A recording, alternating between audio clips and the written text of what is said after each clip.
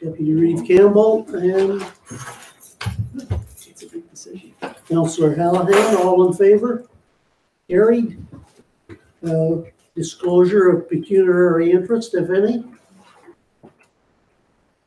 None noted. Okay, Donna, we'll let you take it from here. Okay, thank you, Reeve, and members of council and staff. I'm going to actually turn it over to Dwayne to get our meeting started tonight. I just wanted to let you know that we are going to, the order that you have on your eScribe, we will cover all of those points, but we're going to not do them in the exact order that's on eScribe. So we have them up here on a PowerPoint. So anyway, thank you, and I'll turn it over to Dwayne just to get us started. Sure. We'll carry on. Sure. Thank you. So thanks, council, for meeting tonight. This is, as you know, we met back in January for a couple of nights. And at that point, we were at a draft budget for 2018 of 14.49%. And over the last 4 or 5 weeks, staff have been pouring over their budgets. And we're now down to a draft budget of 7.11%. So we basically have cut that in half, which is, we're going in the right direction. So Donna actually is going to take us through how we got from 14.49 down to the 7.11.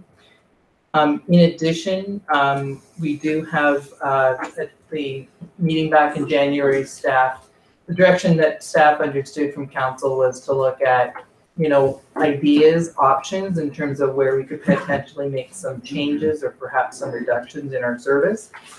So staff in the departments have looked at that, and we do have, I think, some ideas and suggestions for council to consider in that regard. I think it's important to emphasize that these are items for consideration. These aren't necessarily staff recommendations. It's really, you know, here's some ways if you want to do some reductions. You know, it does affect service, but we are currently sitting at 7.11. So if council, in terms of bringing that down, if council has ideas, suggestions, we're certainly open to that. And further to that, we do have some motions for council's consideration, call them pre-approval budget items. So we'll get to those a little bit later, but I'll turn it over to Donna now, who will take us through how we got from 14 down to 7.1. Okay, thank you. So actually what I'd like to do is go through and get some of these ones out of the way first before we jump into that. So the first one was attached to your addenda package. You had the 2017 Fire Department reconciliation. I'd like to thank Matt and Chad for the great report that they put together for our partners. And then to complete that report, we want to attach the financial reconciliation piece so that we can send that off to our partners as a complete package. So in your eScribe package, it showed you that at the end of 2017, we had $34,650.21 surplus for the overall department, including capital. And then we also received revenue through Firemark and through return on our HST and through other fire calls recoverable. That's at revenue of $26,042.57. So we have 2 reserves that the fire department operates. One is a capital reserve for future capital, and you will note that we transfer part of our budget each year is a transfer to reserve for future capital. If in the case where we actually are purchasing capital that year, as was 2017, you would see that amount reduced and then offset by the capital purchase. And then in 2018, you'll see that that is quite an increased figure because there's no capital in the plans for 2018. So at the end of 2016, our capital reserve was actually overdrawn because of the big truck we bought. And so we purchased those fire suits, etc., in 2017. And so the balance, and that should say 2017, not 2016. The transfer to reserve was $70,010. So at the end of December of 2017, the reserve is now back on track, and we have $41,576.49 sitting in a reserve for future capital purchases. Sorry, Nia, that's in your e-scribe package Yeah, rather than yeah. up there. Is that okay? Yep. Okay, so then the second reserve that we have is our operating reserve. And as you know, over the past couple of years, we've had some very fluctuating years on the number of calls, which has dramatically affected how the operations of the department has turned out. So that operating reserve is scheduled to sit at $50,000, but again, at the end of 2016, it was overdrawn $15,427.24. So we are added to that the $26,000 in revenue that we recovered, and then the surplus, which is listed up before. So this reserve is also back on track at $45,265.54. So once it reaches $50,000, and we're very close to that, then that reserve would be back on track. And if we had potential surpluses in the future, then we would actually be refunding that to our partners. So we have to maintain this reserve at $50,000. So does anyone have any questions as to any of the items listed in this report? And I think Matt is also here if you had some other questions, but in general, is there any questions on this reconciliation that will be included with the report on your Monday night council meeting? Go to our partners.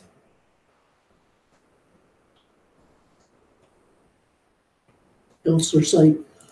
So Donna or Matt, so if the operating reserve goes below 50,000 or which it has been in the past, And still it is. still is, does the municipality of North Huron eat that? No, Or is that shared, that deficit shared with the partners? no, what it is it's a reserve that we hold. And so right now, when it was in a negative, then it was like we were almost borrowing from ourselves until we could replenish it. So now we're replenishing it and it's back up to $45,000, which we hold. And then once we get it back up to $50,000,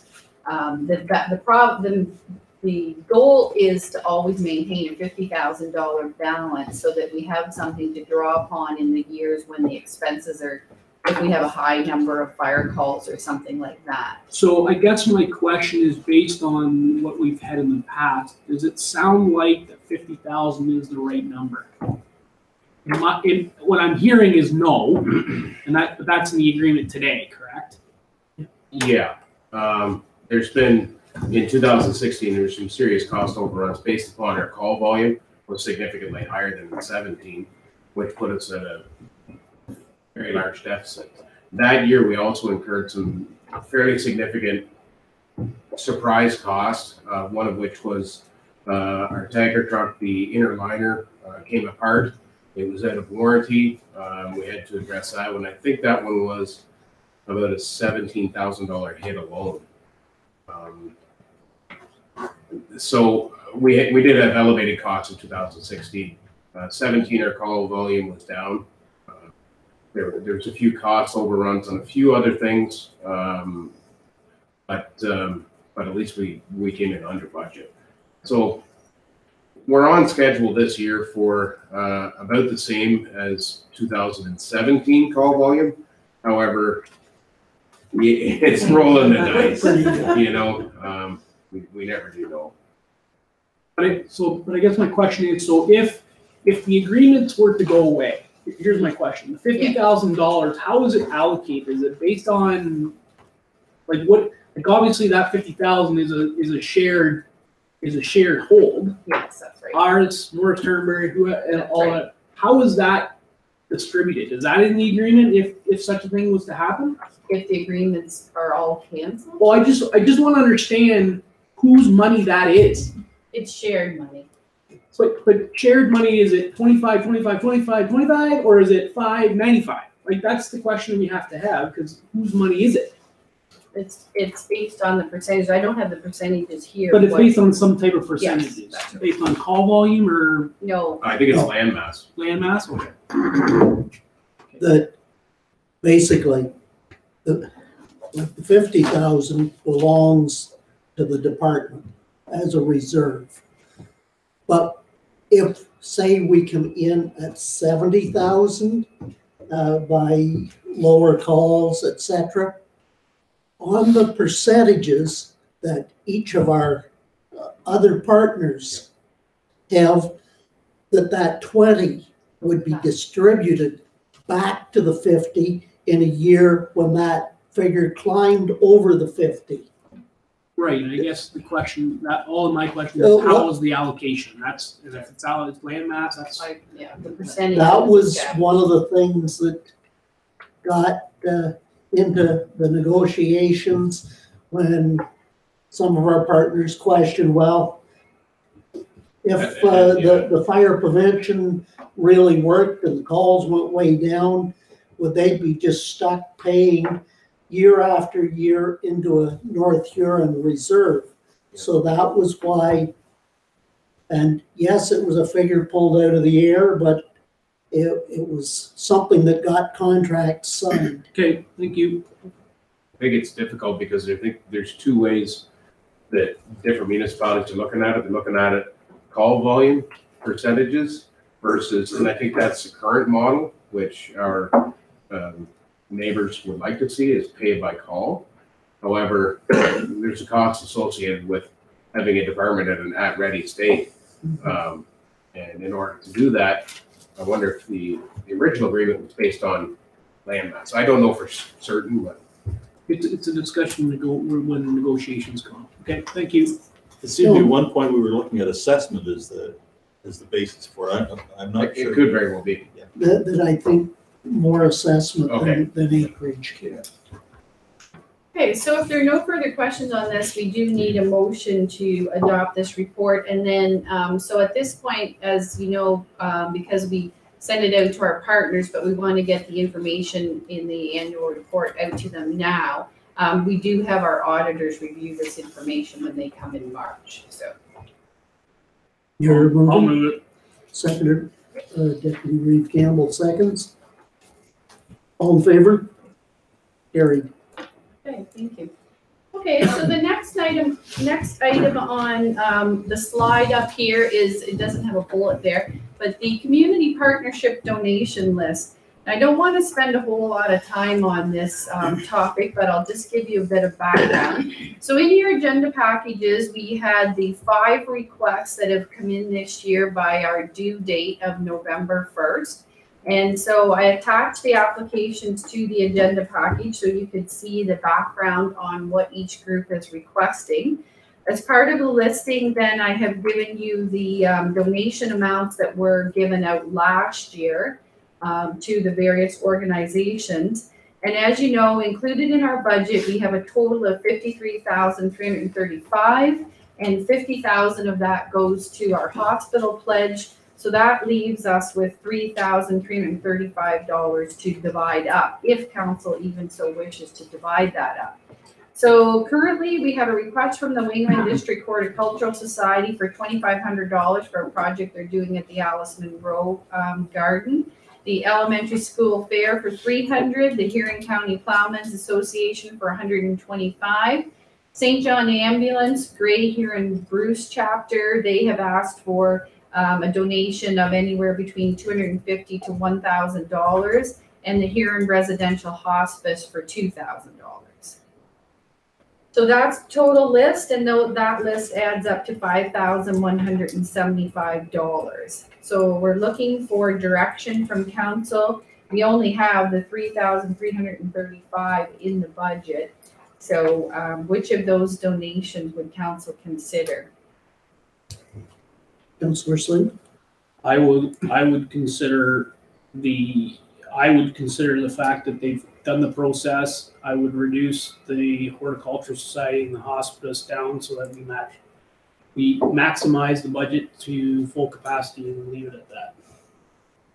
So you're $1,800 short, so I don't care how you split it, but the Horticultural Society can go down 1,000 and the hospice can go down 800 or whatever, just to get the balance to be $5,000, be $3,335 as budgeted. So Yolanda, I just going to make one caution is, so And that doesn't leave any room if anything else comes in the rest of the year, so, sorry. What's the project that the Horticultural Society wants to do? They've listed it in here as it's called, the Alice Munro Literary Garden is what they've called the project. And I But just, they haven't specified exactly what it is they're wanting to. It just says major refurbishment of the soil and plants in the garden. All it says in the back, in the package. they have another letter here as well. I thought they did. I called and clarified with them what it was, and it's all about the Alice Munro Garden Project is what they're, oh, it's listed here, yeah, major refurbishing of the soil and plants in the garden.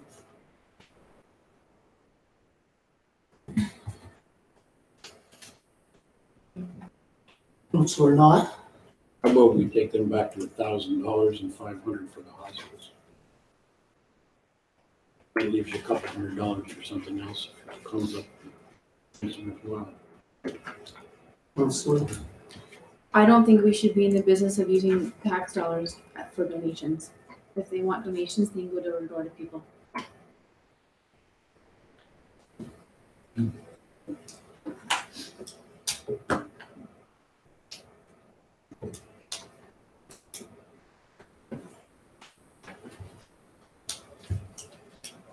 Just to read you further what the horticultural is saying here, it says, for more than 15 years, the Alice Munro Literary Garden has been a tourist attraction on Wingham's Main Street. Over this time, the garden has become diminished flowers and soil. It now requires major attention. An assessment of the garden indicates the garden needs to have enriched, improved soil installed. This is a large project requiring earth-moving equipment and manpower, along with the replenishing of the soil. More native drought-tolerant plants need to be added to the blooming sequence, refreshing the appeal of the garden. And they plan to do this project in 2018. That was just a bit of further information on that. Councillor Slade, I will move motion to be exactly what this Councillor Knott had said, is leave everything else, leave the Horticultural Society at $1,000 and hospice down to $500, and that'll leave us some buffer in the budget for whatever comes up later. So I would move that.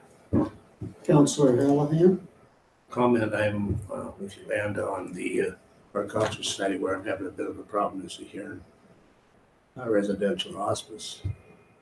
It's for a donation.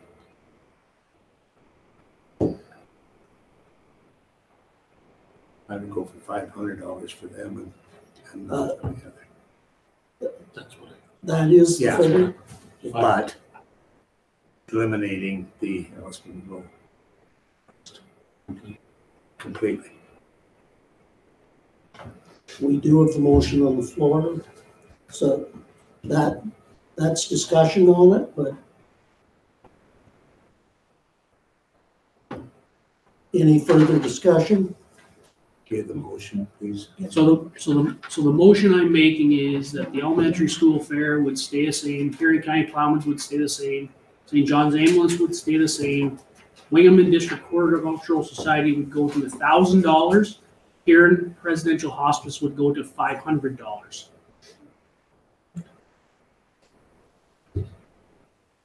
Okay. That was the motion at this point. Is there any further discussion on that?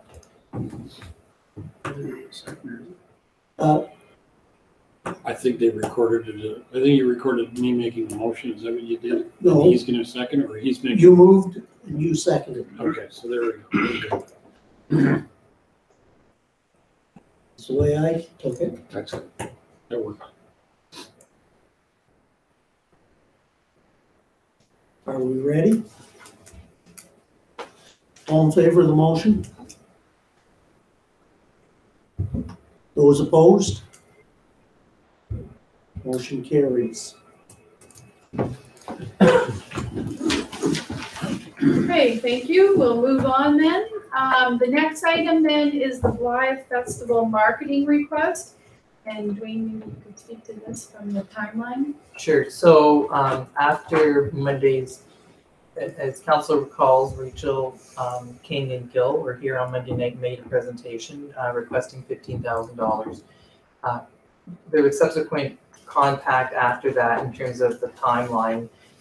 And as, council did make a motion at Monday's night meeting, and the understanding from staff was that it was to be directed to the Economic Development Committee. The Economic Development Committee meets, doesn't meet till March 1st. And in order to meet their publication timeline, they indicated that that's too late in terms of any sort of decision from council. So I've had some conversation with Councillor Knott and Councillor Syke. So we're back here tonight, essentially asking council to give consideration to that request. And subject to council's decision, it will enable the festival to move forward to meet the timeline that they have before them. Councillor Knott? I will move we support the $15,000 now. I had taken, Question. okay, we'll take a seconder. Okay, Councillor Witz-Matanenga, and your question. How much did we give them last year? 15,000. This is 15, okay. Several years. Under that, so I think it was actually section, I think the year before. 2 years ago, it was down, 20, I think we gave. no, 2 years ago, it was down. Oh, 2 years ago is when we decided that we cut that because they were not going to have the events, I think. Something like that. But we were I at 20,000 forget before that. That most of the years, it's been 15,000, with the shared, content, and so that further discussion. All in favor? Carried. Okay, so we had a brief discussion the other night about council honoraria and pay. So I just included as a refresher in your agenda packages the council bylaw that is attached in your e-scribe there. And so I don't know if you've had a chance to review it. If council would like any changes to that, you talked about a $2,500 figure as opposed to a $1,500 figure, which is in the bylaw. And there is maximums per day, et cetera. So if council would like staff to review that bylaw and bring back a report on you know, some of the current rates or such, we can. And if you're satisfied with the bylaw as it is, then no action required. Councillor Syke? I would move for a staff report I'll second that. on this and looking through other ones for that. Okay. Yolanda already did. Further discussion? Give me the motion again. So the motion is to review this bylaw and come back with Staff. staff recommendations to update it to, it hasn't been looked at since 2010, so we're looking at 8 years. I believe that's an excellent course of action, so that, all in favor? Carried. Okay, thank you. Okay, the next item up on our slide here is the draft pay equity market study, and perhaps Dwayne, would you like to speak to that for a moment? Yeah, just briefly in terms of, as council is aware, we currently have a pay equity market study underway. I did receive a draft report yesterday, I believe it was. I have a teleconference call actually on Tuesday for them to walk me through it and explain it to me. So hopefully by the next council meeting, or the next time we are discussing the budget, we'll have a clear idea on the numbers and where we're standing on that. But just to let council know that it's moving along and we do have a draft report. I don't understand it yet, so I want to make sure I understand it before we bring it here. Good idea. Okay, so we'll stay tuned on that. So the next item is, Sean couldn't be here tonight. Sean's been really sick for the last couple of days, so we're hoping that he's feeling better. He still is shooting us off emails and calling us whenever he can. So He wanted to give an update on, as you know, we are undertaking a project to convert all our streetlights to LED. And up in the Summit Drive area, there's been an ongoing issue up there with a number of street lights that need to be replaced with poles, etc. So he has the costs in for that now, and it's approximately $40,000. So he would like to proceed with that and include it in the next round of the budget, in addition to the streetlight conversion project, and it would be paid back with the savings as the rest of the project. So what that would mean, though, is that it would add to the length of time that it would take for the savings to pay the project back. So that's what he would like to do for the next round of the budget to, and I believe that he will want to go ahead to do that, to add that into the project. Would you like a report on that? I'm just gonna clarify that. So he has a number of poles that need to be replaced up in that project, as well as lights themselves? I'm not very good at explaining it, but up in that area, there, quite some time ago, the poles were, I believe, were put on private property. They're not tied in properly. They need to come onto municipal property. And I can't explain in electrical terms what is all entailed there. But it's definitely something that they want cleaned up to municipal standards and put on municipal property. So I know he has all the pricing and quotes and such like that. So we can definitely do a report on that for you. Bring that back. But I just wanted to make you aware of it before you see it in the next round of the budget. So, carry on then, if we do it now, are we gaining something in the way of funds back through that program, or this is just going to go into that total, just going to add to the total? So yes, it would add to the total, but it's just that you would get some economies of scale doing the project now when we're doing the rest of the large one. Yeah. Okay, so that was for information. Councillor Syed? Yeah. That's it for me. Yeah, I'm okay with inclusive of it. If he wants to bring a report back at future council meeting or whatever, I think that would probably be better, just to get everybody on the same terminology about what we're trying to do and what we're accomplishing. Super. Do you want motion on that? I'll move it. Okay, sure. I'll second. Okay, second one. All in favor? Carried. Okay, so the next item is also one of Sean's items, and that is the Arthur Street land strategy. So with the timing of the budget, we do need to, he is requesting that we have pre-budget approval on this project. And in your eScribe, in the total capital page, the total project cost is on the very back page is estimated at $282,384, and we are using our OSIF formula funding of $215,706 plus some money in reserves of $66,678 to pay for this project. So this has been an ongoing joint project. It's been in the budget for the last 2 years and just hasn't proceeded, but they want to get it out to tender. And as I said, it's been a joint project with Morris Turnberry. So as I said, if Sean was here this evening, he would be able to give you further information, but this project has been on the budget for the last 2 years. Councillor Syed? Do we know whether Morris Turnberry has got it in and has accepted their part of it? Because it doesn't mean anything if we accept it. We don't. No, my understanding from Sean. We could accept it conditional on all parties moving forward. You can do that, but that was the reasoning that Sean wanted it brought forward tonight, was that all parties are interested in getting the tender out immediately. So I moved. will move it. Councillor Ritzman, seconding. Further discussion? All in favor?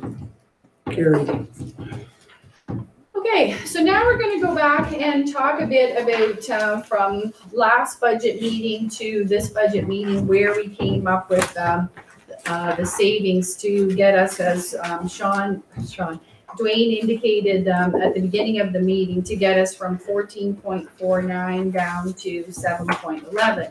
And just as a reminder, you've heard this figure before, but each 1% reduction requires $48,916 in cuts.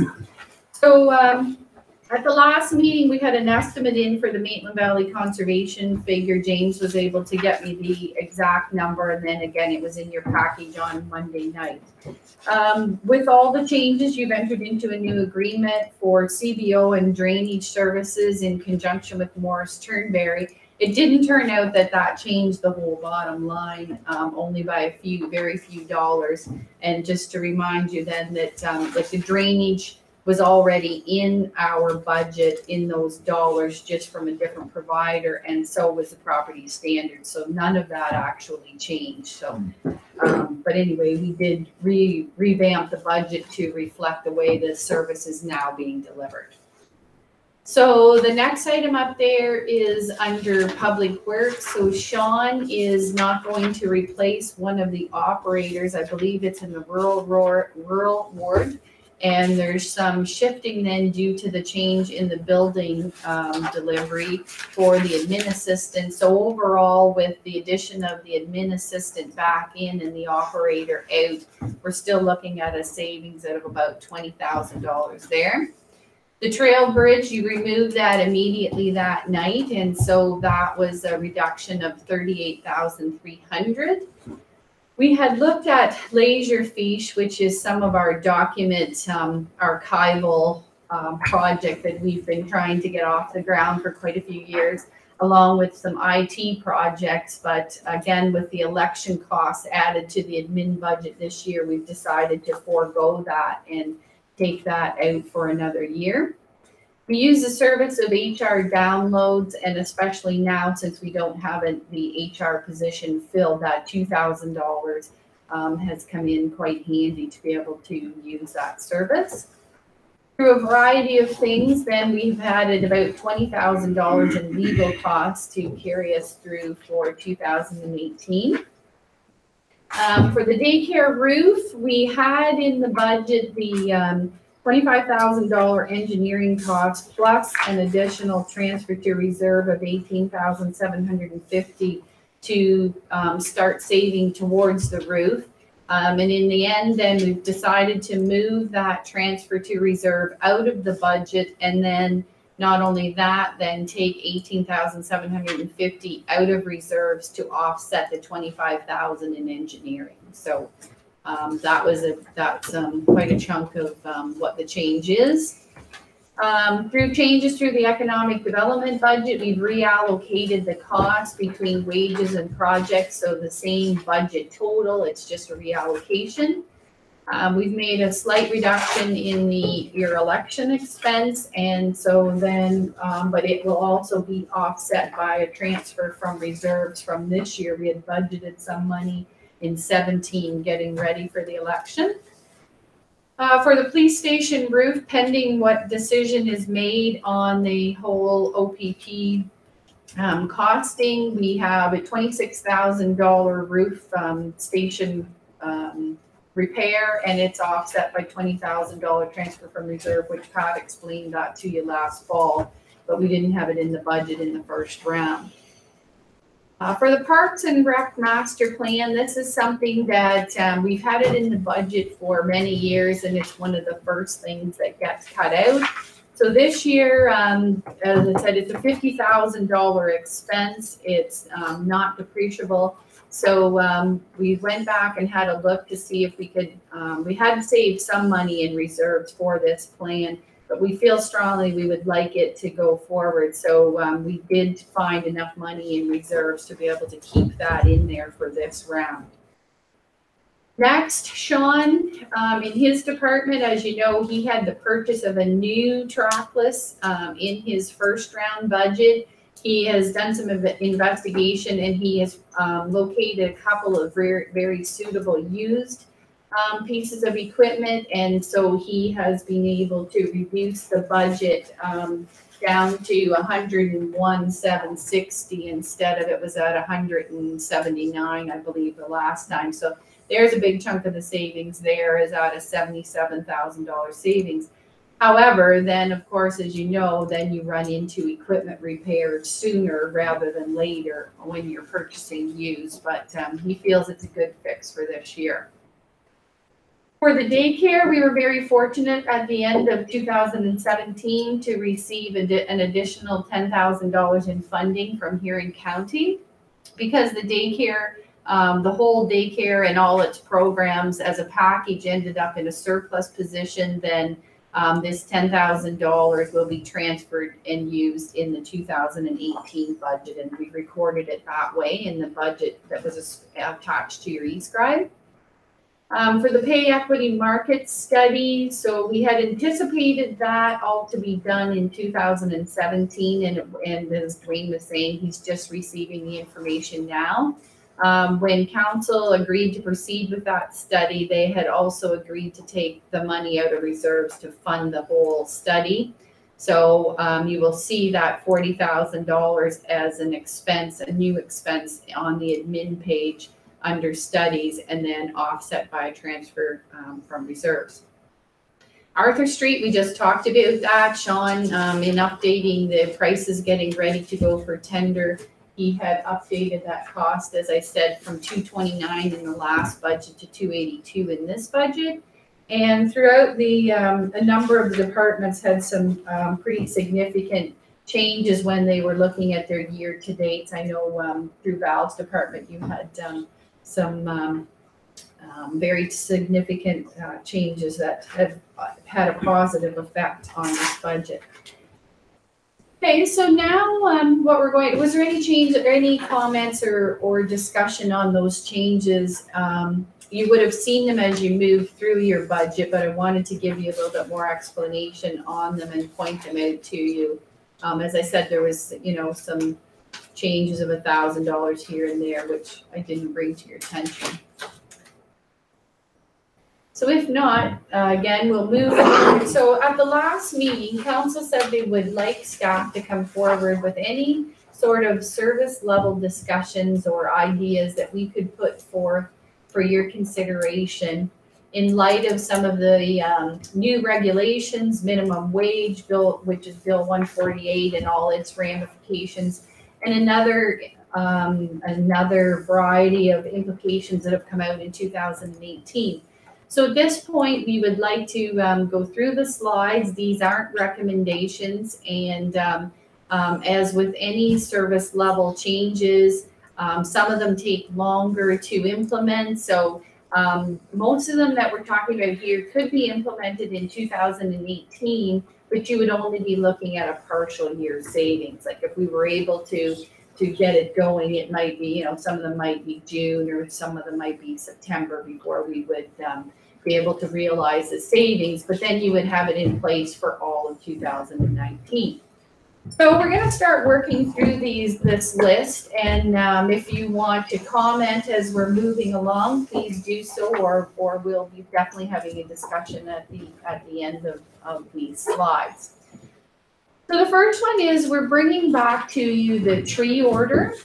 So for 2018, then we had, council had agreed to purchase the trees, which is great, but we wanted to change the pickup procedure. It's very labor intensive to deliver these trees. We feel that people, if you're getting the tree for free in 2018, you should be able to come and pick it up within working hours, so we're not paying overtime, etc. So that's the change for 2018, is that we want to be able to advertise and say, come and pick up your tree between these hours, and if you don't, then we're not going to hold it for you.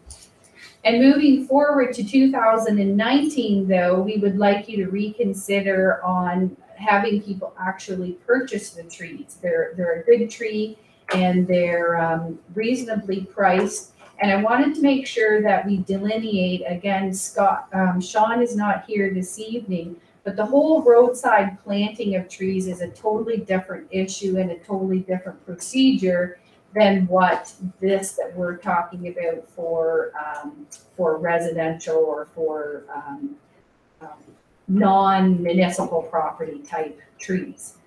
So that's one there that we definitely feel that people could pay for their tree and pick it up in 2019. The next one is police station cleaning. So we have, currently we're under contract with Weilers to do that cleaning.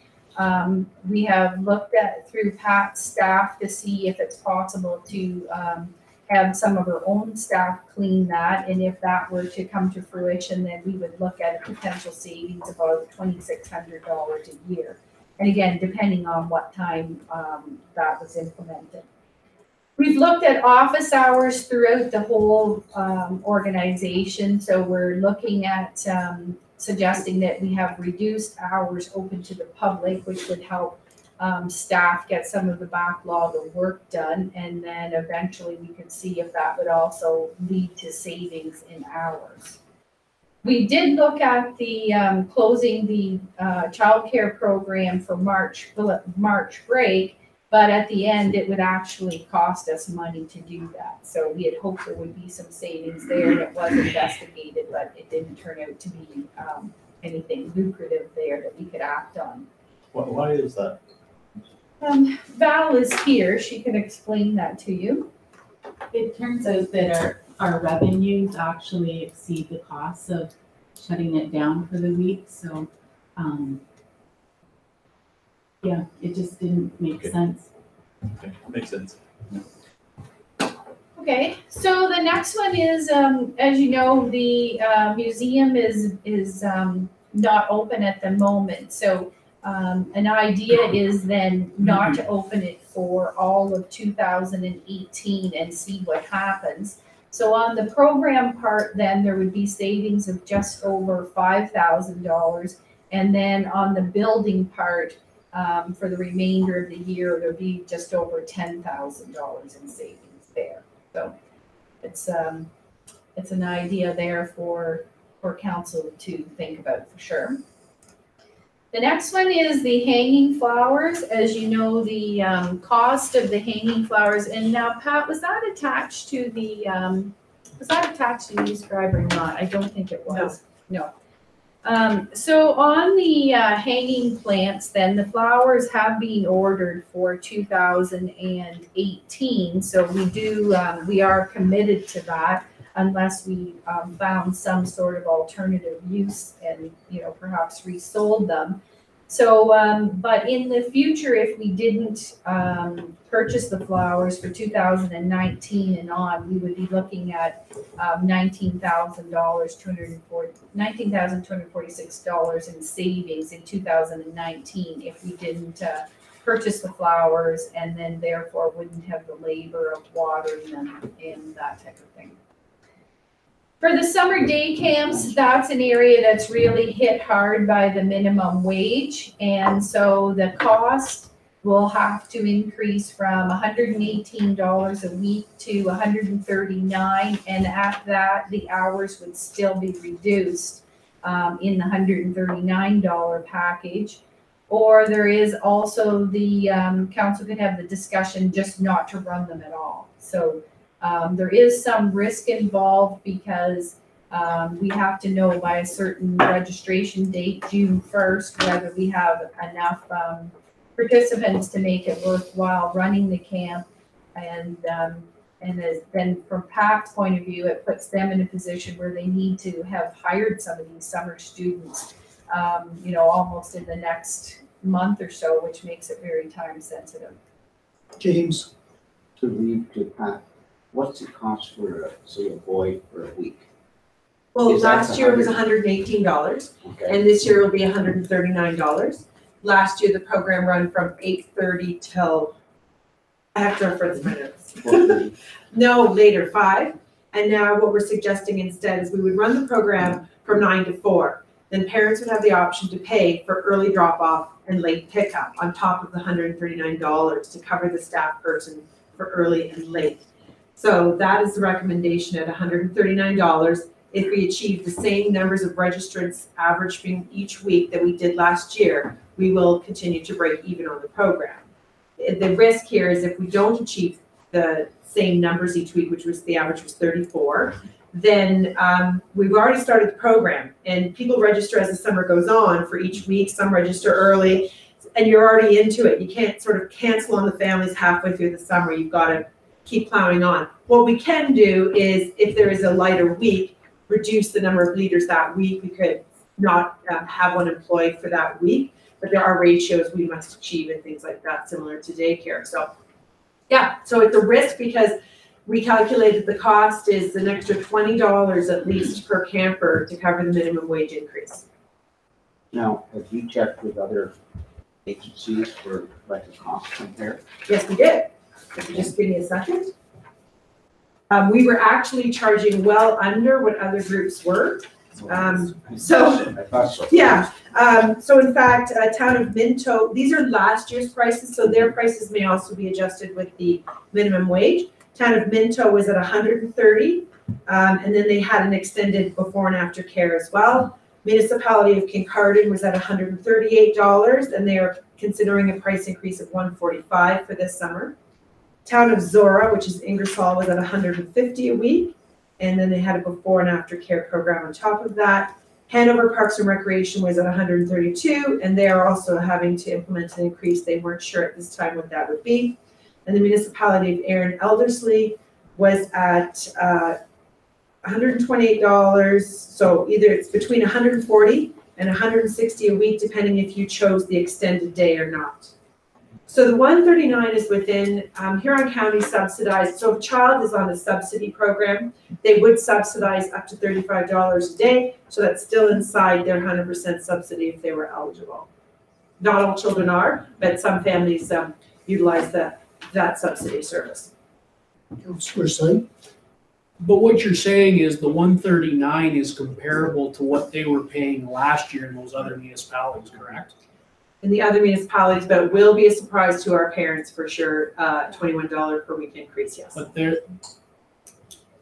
But it's they, absolutely comparable. But here's, they're comparable, but those other municipalities have the same $28 impact to minimum wage that we're saying we have.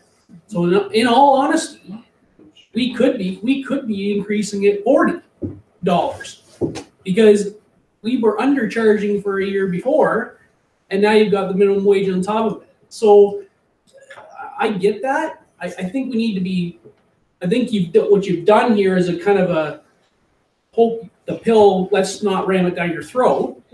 But I think we have to be careful on the fact that we have to have some buffer in the case of where we get into a year where we have less registrants, and then we're already committed, and then we end up losing. So as much as I would like, this has a conversation about user fee and whether they're willing to pay for what they get. Like I would like to see, my personal opinion, I'd like to see it in somewhere in the neighborhoods of 145, only because that's that buffer where, if you reduce, with the reduced hours, then they have the options. We're giving them lots of options about how to get their care. I don't want us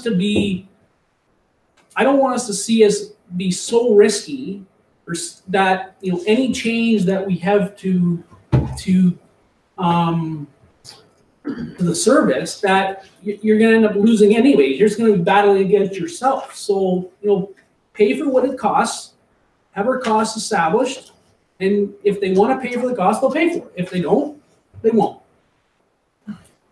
Deputy Reeve. My daughter's paying $152 at the Y in Timbers. That's why I asked. Well, this was a bargain. Pat? I just want to address the 118. So we've always been given the direction by council to break even, and that was our break even price based on what our registration was. So I understand we're also struggling with this and what to do with it. So at 145, you definitely have a buffer there in case we would need 34 registrants a week to achieve the 139. So if we only got 32 or 31, then, and that's on average. It does fluctuate depending on the week of the summer. Councillor Hallahan. So Pat, How far into this are we? I mean, meaning, already registered? No, we haven't done, although we are planning for the fall now, we have not hired anybody. Okay. We have not advertised the program as of yet. We have not put it up for registration. Okay. It is time sensitive in that we'll be starting our ads this month and hiring early March and marching forward on this program. So if council's decision is to discontinue the program, we would need to make that decision quickly, and we need to set the prices soon. I just want to add just a couple other things to be aware of. Fridays are always the trip day. There's an additional charge for that, and the kids, it's on a cost recovery depending on where they're going. They could be going all the way down to London to, is that East Park, is it called? Or they could be bowling in Goderich or something. So we price that out, and the parents pay on top. And then we also have what's called Surf and Turf Week. So those are 2 weeks in the summer where the 139 turns into, I think it'll be a 206 charge. And that includes a full gamut of swimming lessons along with your camp.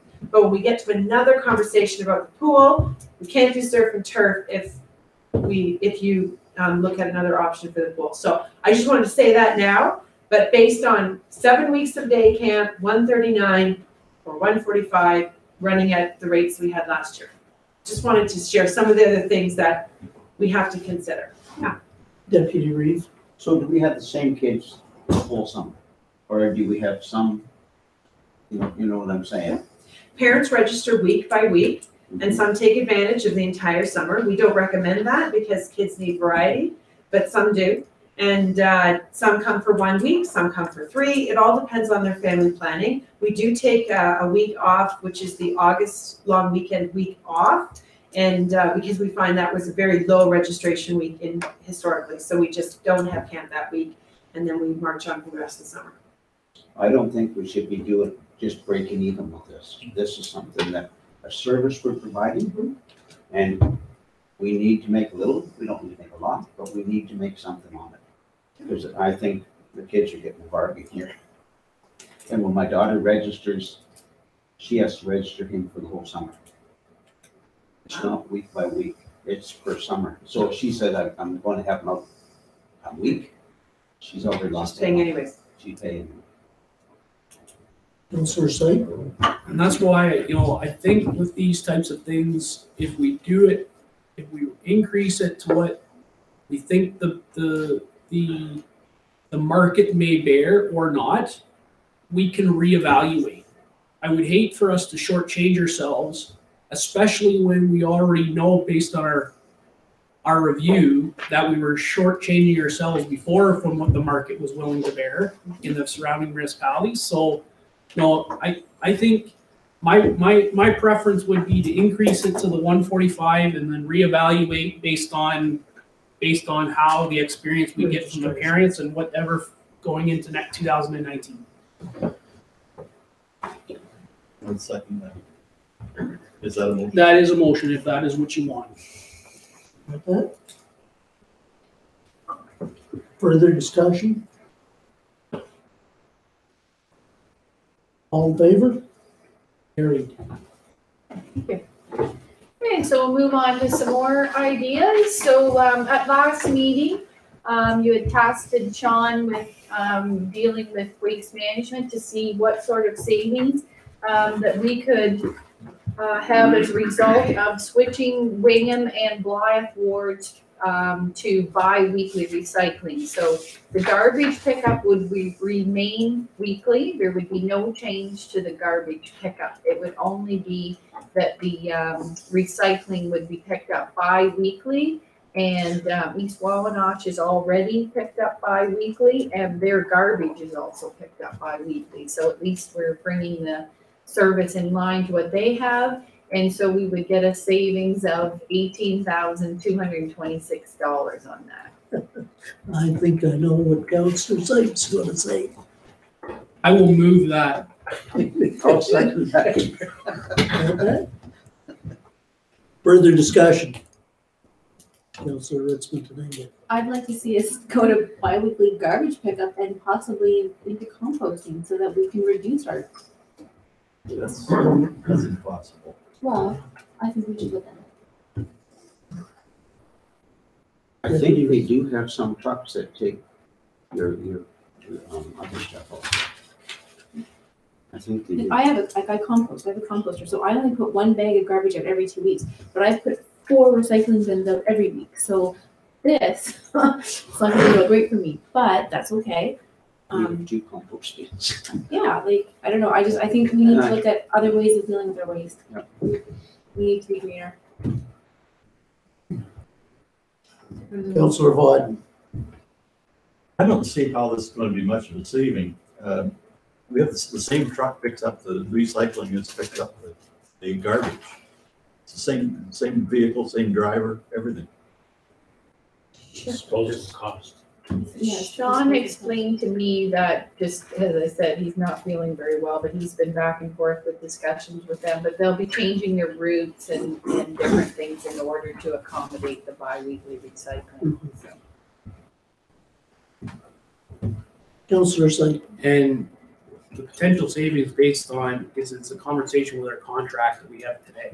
So it's not that we're making the savings, it's the fact that we get a letter from Waste Management or whoever that says it's gonna cost you this less to have that service. So if we've got something that says that we're gonna save that, I'm on board. So, we have a motion on the floor Yep. then to start with Trevor's motion then. All in favor? Oh, I said, Second. Deputy Reed seconded.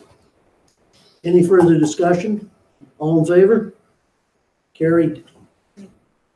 So then, did you want, what was the direction then on the garbage then? Or Well, we're in a contract now until Yes. then. So when the contract comes up for renewal, I would like to see some alternatives for compost or garbage bi-weekly pickup, something like that. You know, get wheelie bins or green bins, whatever, just something else to see if we can have other savings. Thank you. Okay, so the next item is the concession booths at both the complex and the Blythe Arena.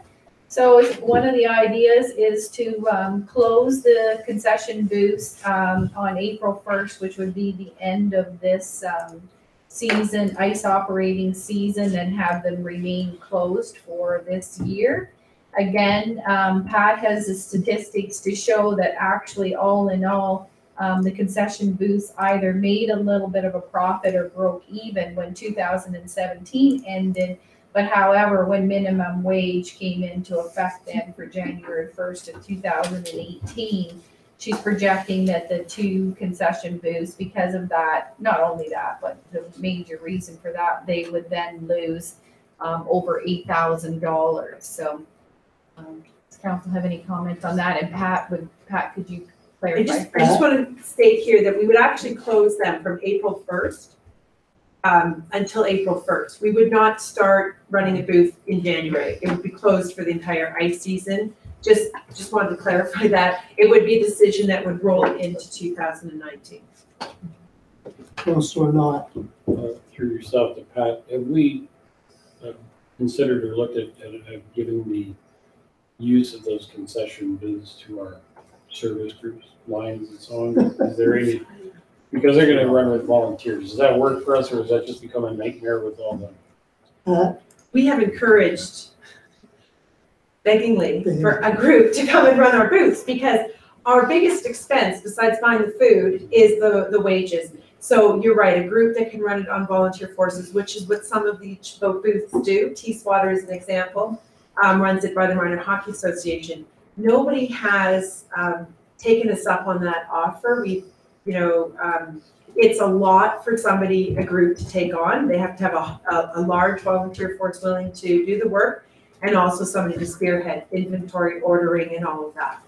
So we have not been able to attract that group, but it's not to say that while we were closed, we would not welcome offers for something for the fall of 2019. We're not going to get rid of the equipment. We are not going to get rid of the food, but we're not going to get rid of the infrastructure until we can really look at all of our options and bring it back to council for a next thought. Councillor Slate. So based on what I've just heard, I would move that we do that suggestion of close it for April 1st to April 1st with the report to come back to council in December or whenever is convenient for the rec department or facilities to provide alternatives of operating that area, whether it be vending machines or a group or whatever the case may be. What is the potential opportunity there? And if there is no opportunity, then we look at the future for that space. Councillor Knott, I'll second that motion. Pat, Just two quick things. We own the food vending machines in each arena, so we would continue to stock those and have that food available.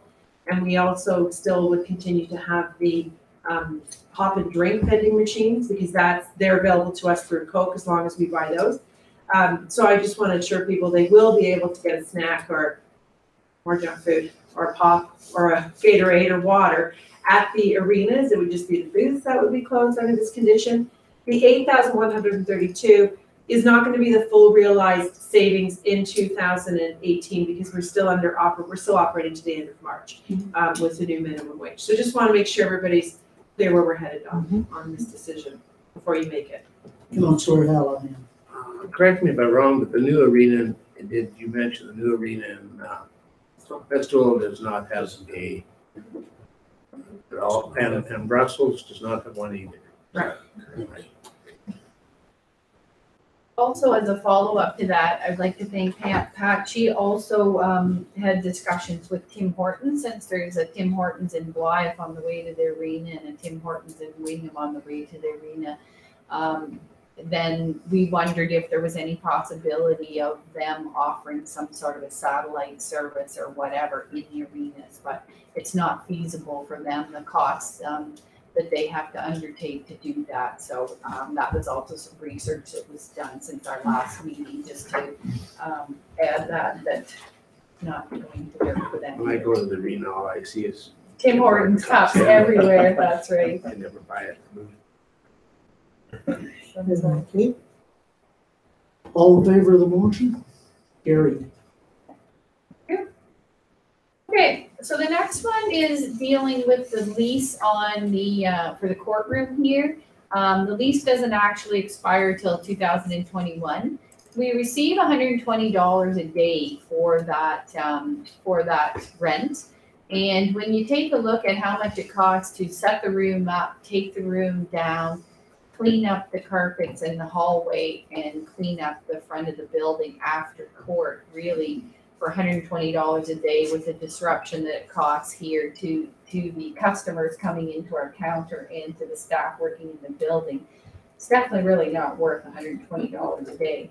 So as I said, the lease doesn't expire until 2021. I realize that it may be somewhat tied to the policing decision, but it's definitely something that I'm hoping that you can give consideration to in the next short while you're considering the policing cost proposal. Okay, so then moving on, last meeting, we also talked about the Galbraith soccer field lease. Again, that lease is up in 2021. If we were to not have that lease and the costs that go with it, we would save just over $2,000 a year. The field is not in our municipality, and we have definitely taken our turn offering that service. So it's something that we would like to ask council to consider. Deputy Reeve? Do we have enough soccer fields for them? I don't think that Wingham Minor Soccer would be able to operate without that field to offer all the programs they do. They do have fluctuating registration, but it is one of the larger fields. However, with enough notice, perhaps an alternative arrangement for renting, managing, and such the field could be made.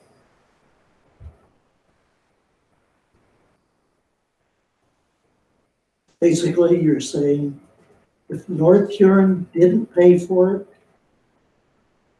possibly a private citizen or a private company or a group could actually follow through on that? Sure, that would be, or some minor soccer itself, or another municipality, or whatever. It's just not in our municipality, it is adjacent to us. And the termination on the lease is 30 days notice, so it's not like we just have, but I feel we have to give our users enough notice as to what may or may not happen. And there would be time for us to take a look at their use over the next year or so. Councillor Sutton. Remind me who we leased that from? It's leased from Maitland Valley Conservation Authority, and so, but it is located in the town of Morris Turnberry.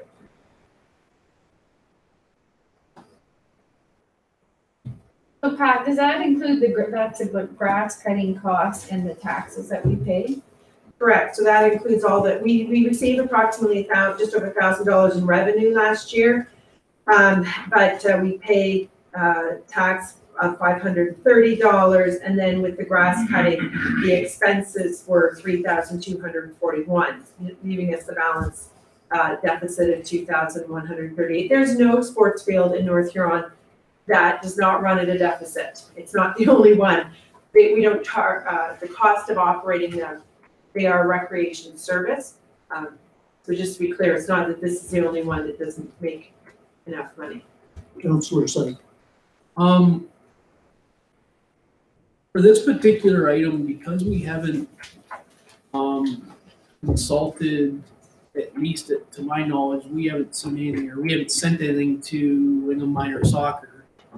I would prefer, before we make any decision on that, is to get a response or some type of, if we did this, how might this impact your association and your delivery of the service that you provide the ratepayers here? That's what I would like to get, that response before I talk about terminating a lease or anything. I think that's important that we understand what their position is on that. My understanding is that we have Pat do some background work on it, and that we make that decision at a further meeting. Yeah. Is that consensus? Okay. Rather than a motion, just taking that as consensus and direction for Pat. Thank you.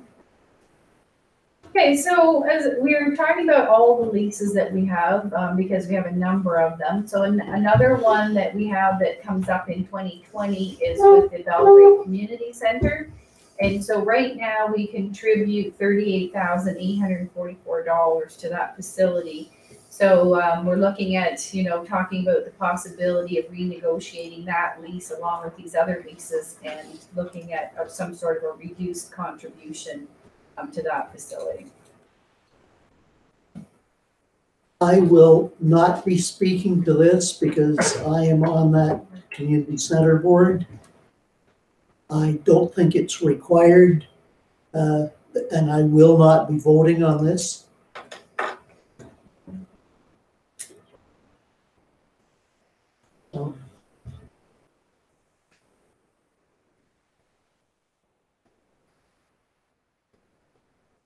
Councillor Sutton. So I guess my position is on this is that I don't know much about the sustainability of the community center board to whether I can ask them to renegotiate a lease that, and reduce our contribution. If I knew more about what their financial situation was, I might be more apt to have a discussion. So, I think in that particular case with the Belgrade Community Center Board and that, I'm okay to review that lease when it comes up at 2020 with the understanding of when that lease renegotiation comes, that we have a discussion about where your financial stability is and where we are, and somehow come to a marrying agreement about how we produce or what amount we give or what we give and that type of stuff. I just don't know personally as a counselor what their financial stability is. If we were to reduce that contribution, I couldn't tell you. So I'm hard pressed to say anything about renegotiating these. Deputy Reeve Campbell. If we run that community center, the ball diamonds, everything, 38,000, I have no idea. I don't think we can. Probably not. I've never done the math, so I don't know. I would question whether we did.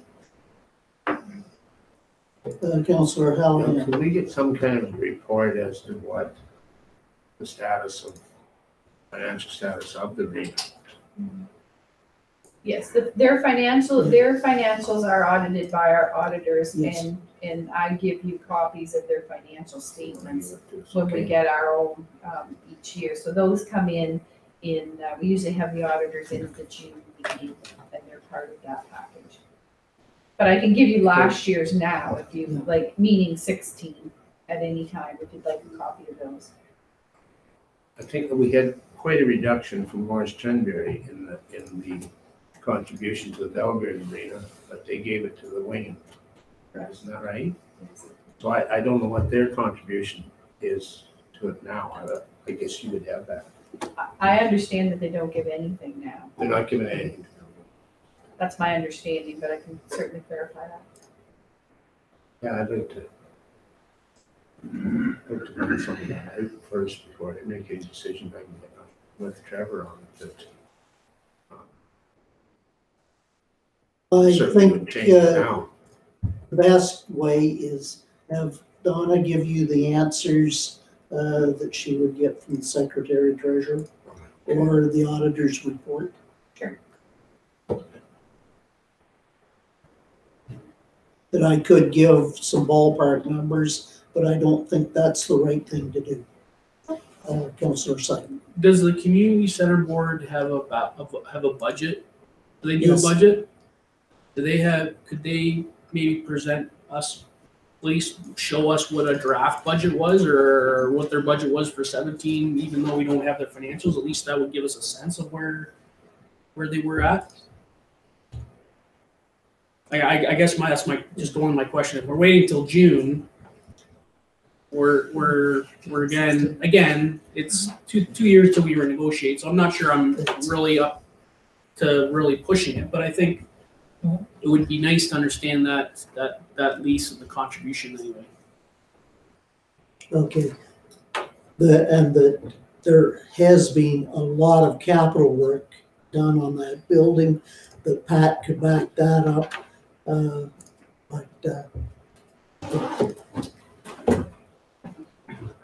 I missed that, sorry. It's Answering this question, let you read it. it's over Belgrave Community Center Board and State of Community Center.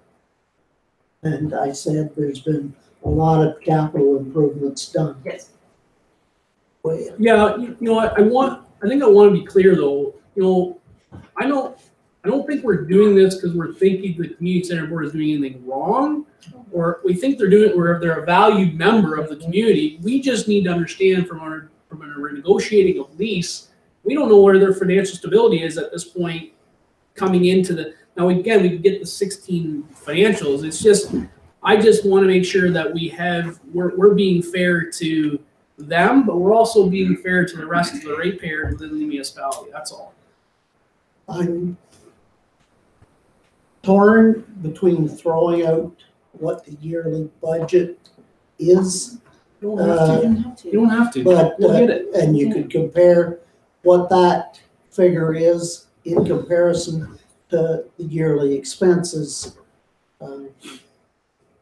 I said that I wouldn't take part in that discussion, so I don't think I should. Councillor Vaughn.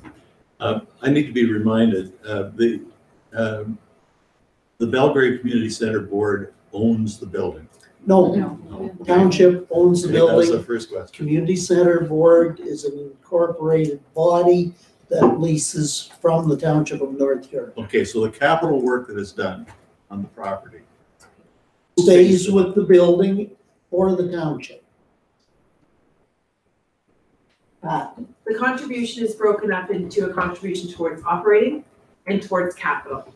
So, I haven't got those numbers in front of me, but it's around 10 of it is capital and the rest is towards their operating expenses. It's changed it changes with COLA, so I can't remember what it is, but there's a ratio of capital and operating.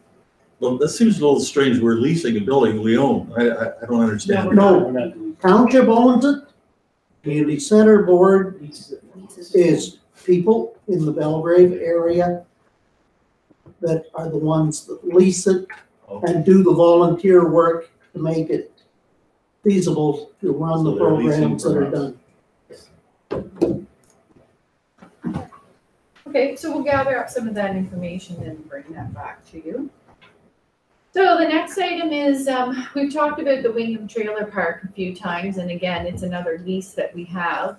We've talked, different times about developing into residential land and some of those sorts of things. So we haven't had that discussion. I think it's been 2 or 3 years since that discussion has come forward. So we're looking at whether it's palatable to bring that discussion back up since in light of how valuable residential land is right now and how short we are on that for development.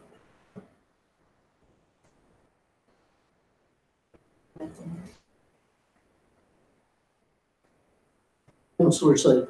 At this point, I don't really have the palate to talk about whether to convert it, but where I do have the palate is who determines what the revenue is. Is that the Legion that determines what they charge, or do we determine what they charge? Pat?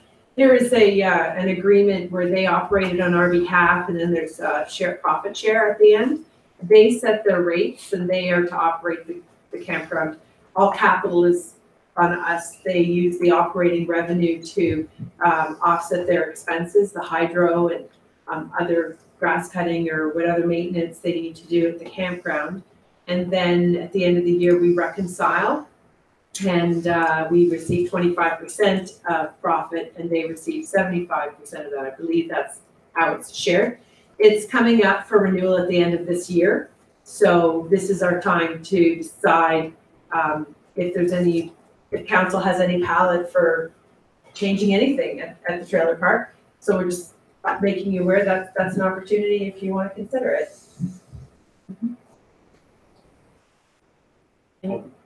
Councilor Knott?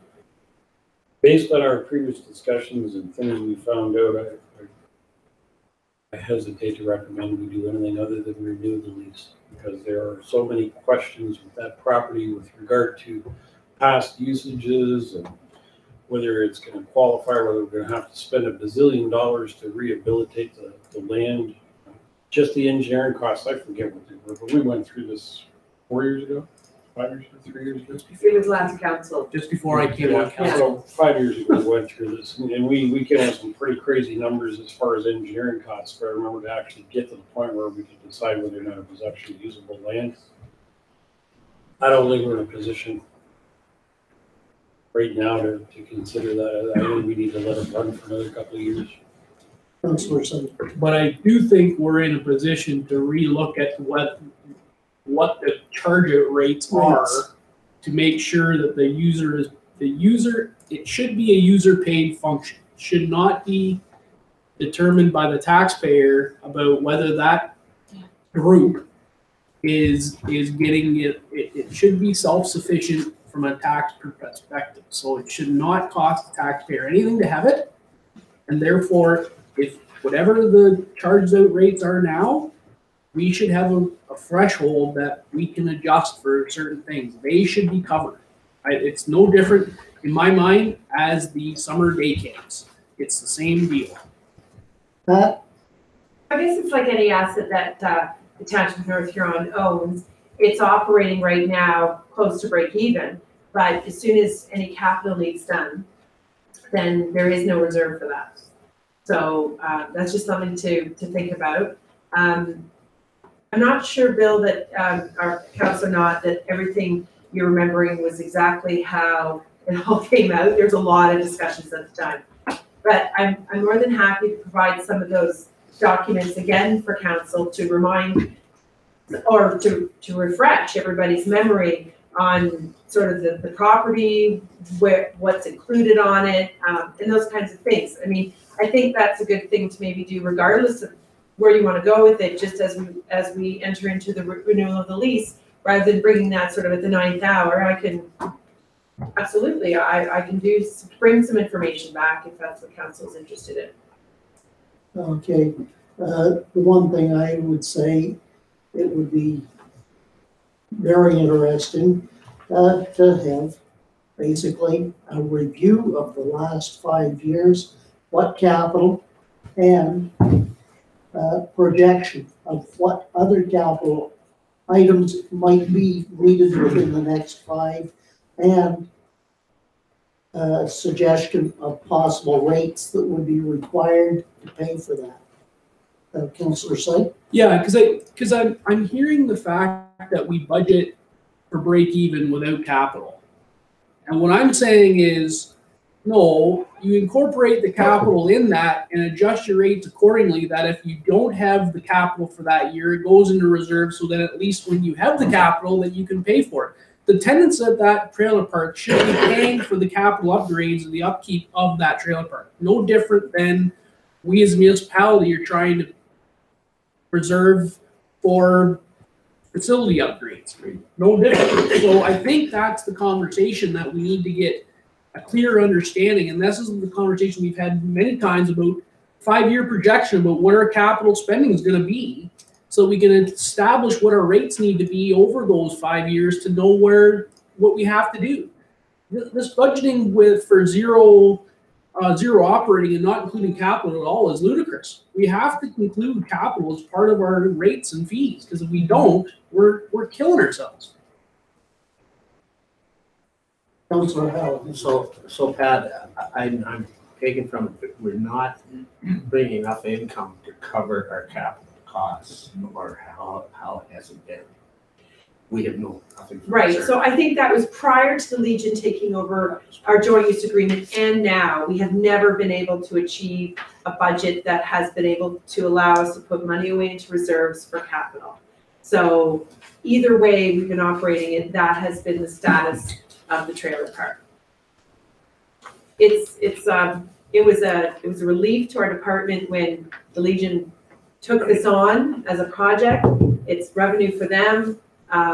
It seems so simple to run a trailer park, but it is a lot of individual complaints and issues and items, and they're dealing with that on our behalf, and they're taking the fees in and things like that, and they're a great group. They really are. I can't say enough about what they've done for us. Council may choose to do something different with the trailer park or not. It's just something to maybe consider, or the same renewal. I'm not sure what council will choose. We can just bring the data together and share it with you, for sure. Okay, so we'll bring you back some further information then before that renewal comes up at the end of the year. Okay, so moving on for Blythe and Wingham Ice, what we're talking about there is shortening the end of the ice season, more like March, on the March end of things. And we've had this discussion last meeting where our policies are to, what we'd like to do is only have one arena open as early in March when the teams are unfortunately out of playoffs and such, if they're not going ahead. So with the agreement with Blythe and Brussels, we end up sometimes it's Blythe's turn to keep the ice in. But what we're saying is we don't want to have the ice in both Blythe and Wingham late in March if we really don't have any teams going on to some big championship. If there was, then of course that's a different story and you could address it. But what we're thinking of here, and we've had that conversation a little bit last meeting, was just to make sure that it would take talking to the Brussels Blythe group to say that if it was Blythe's turn, perhaps we still have the ice, but it would be in Wingham. Councillor Slate. I think those discussions are the things to do. I think we have to maximize utilization, and if utilization can be dealt with in one facility or the next, I don't see the issue. I think it's just a conversation, and hopefully the understanding can be that we're not doing this to cause you grief. We're doing this for financial reasons and understand that. So I'm in support of at least having the discussion and see what kind of feedback we get back. But otherwise, I would hope we're doing that currently now. I'm assuming we're doing it now. Like if in Wingham we don't have anybody past middle of March, the minute our utilization goes to some number, I'm assuming we're saying X nay and the ice is coming out. Pat, can you tell me that is, or? Yeah, inside your ice in and ice out policy, there's already a statement in there that explains that as March ice moves on, that the municipality has the power to remove the ice from one arena and move it all to the other arena for cost sharing purposes. It's just further complicated that we have a deal with Brussels, which is not inside a municipality, and Blythe Arena, that they have an alternating schedule. So sometimes it falls that Blythe has to keep their ice in, and it just happens to be that a Wingham team is also moving on into some playoffs. And so now we've got both arenas running. And so it's sometimes it's challenging, but if we could look at that policy and making it a little bit more, put a bit more teeth to it, and also discussing maybe it can be earlier in March. Doesn't have to be, there's a date, I think it's March 15th or something, that we do the Blythe Brussels switch. Maybe it's March 1st, that we really crawl back a couple weeks of ice. That's an option. We have to have conversations with different players, but as you can imagine, if a team is in the OMHA playdowns, they want to play in their hometown. And that's a challenging thing if that's their turn to pull the ice out. So I agree. It is a tendency. It is an issue, and what I look at is this conversation where we just had the same conversation with a group that wanted to put the ice in early, and we required them to have a certain level to meet costs. We should be treating ourselves no different. If we're having a bunch of ices that are sitting empty and are costing us money when we could be taking them out, we should be making that decision to take them out. And if it's a discussion about OMHA or whatever, maybe that's the exception, not the rule, but at least then it's the discussion about that, and not, just because we've got rental users, we're gonna keep it. The utilization needs to be there in order to impact the cost.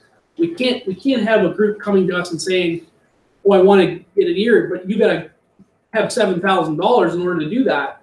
But yet we're willing to keep an ice service open and have 5 hours of ice till the end of April or March, just because that's when our policy is. I think we have to have the sharing of the same thing. We can't be left not talk to the right. So, I think if it's a discussion with Blythe Brussels, I think, with the understanding of the whole OMHA discussion, that is a touchy thing, and that's a social, no different than closing an arena. That is death if you even talk about not letting a hometown play in their own arena. So if it is what it is, that's fine, but we have to be fiscally responsible and not tell one group you have to do this, but we're not willing to do that on our own dime. Councillor Howard. The other option is send them all to Belgrade. Give ice in March? We have ice now. We'll be running. Okay, so lots of discussions to be had on that topic. So we'll move on to another page of ideas then. So through Pat's department and Sean's department working in conjunction with grass cutting. So what they're looking at for 2018 is fewer cuts throughout 2018 and then also ending the cutting season on September the 30th. So those are some things that they would like to undertake for this year. Next, we're looking at, from my staff, right now in 2017, we had a huge push on to pay our vendors by EFT only. At this time, I'm talking with the accounts payable today, we have 75% of our vendors on through EFT. So we need to work to get the remaining 25% on. And of course, then that results in reduced postage and staff time. So that's our goal, is to continue to work with the vendors and get them all onto EFT. So the next item is covers daycare, recreation, landfill, and probably some other facilities and services as well.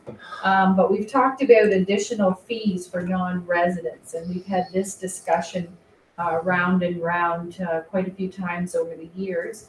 But in speaking with Wayne and gathering some further information, it's something that we definitely should be talking about again. And another component of that is that since our residents of North Huron not only pay for that service if they're using it, for example, at the daycare, but they're also paying for it on their taxes, then is there any priority status for the spaces to make sure that the North Huron residents get the spaces first? So I know that's a tough one for Val, but I'm not sure if you have any comments on that, Val, or not. We currently have a waitlist priority system, but it hasn't been based upon residency. I'm not sure. Richard and I have looked at some options with our billing system to see if we can assess how many non-residents are using the service, and I think we can look at that in the future for sure. We found a way that we could do that sorting. I wouldn't want to guess on the numbers. No, that's fine, but just something to think about as we move forward into some of these discussions.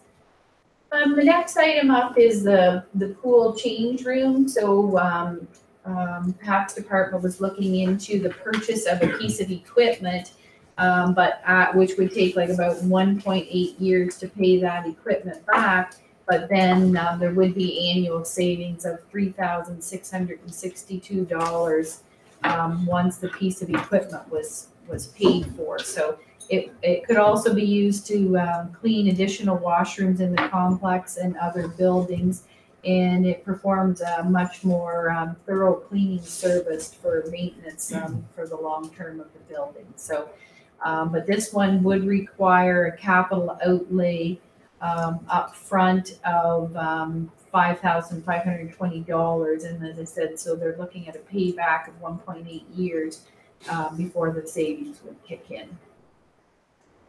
I just wanted to say it's a $6,500 purchase with a 1.8 year return. So when we were speaking with Dawn, it was, the idea would be we'd actually buy it out of reserve, so we wouldn't add to the tax this year and pay ourselves back over the next year and a half, and then we would have the equipment to use. It's that we don't own this piece of equipment, so we hire a third-party company to come in and do it for us.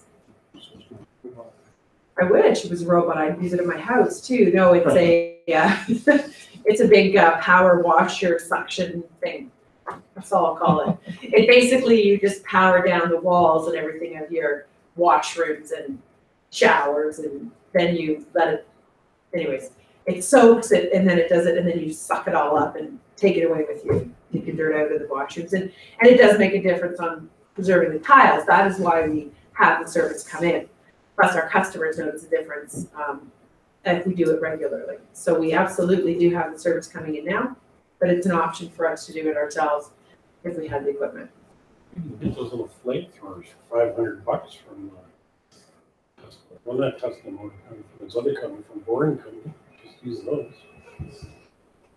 I don't know what that is. It's a flamethrower. Oh, no, yeah. The fire department objects to that indoor use of the flamethrower. Comments, Matt? Well, it may affect our budget. Close. Yeah. A lot of trouble. Yeah, we could wash it down, Quite a wash, yeah. Jeff. From the hydrant. Yeah, there's a better idea. One of the flush hydrants was fire hose, the washrooms down. Not necessarily. Too many times you flush the hydrants, you have that brown rust come Yeah. through. Okay, so this item is not in the budget at this time, and Pat corrected me on the correct, total capital cost of $6,500. And so, and she's given you further information on that. So is that something you would be interested in entertaining for the next version of the budget?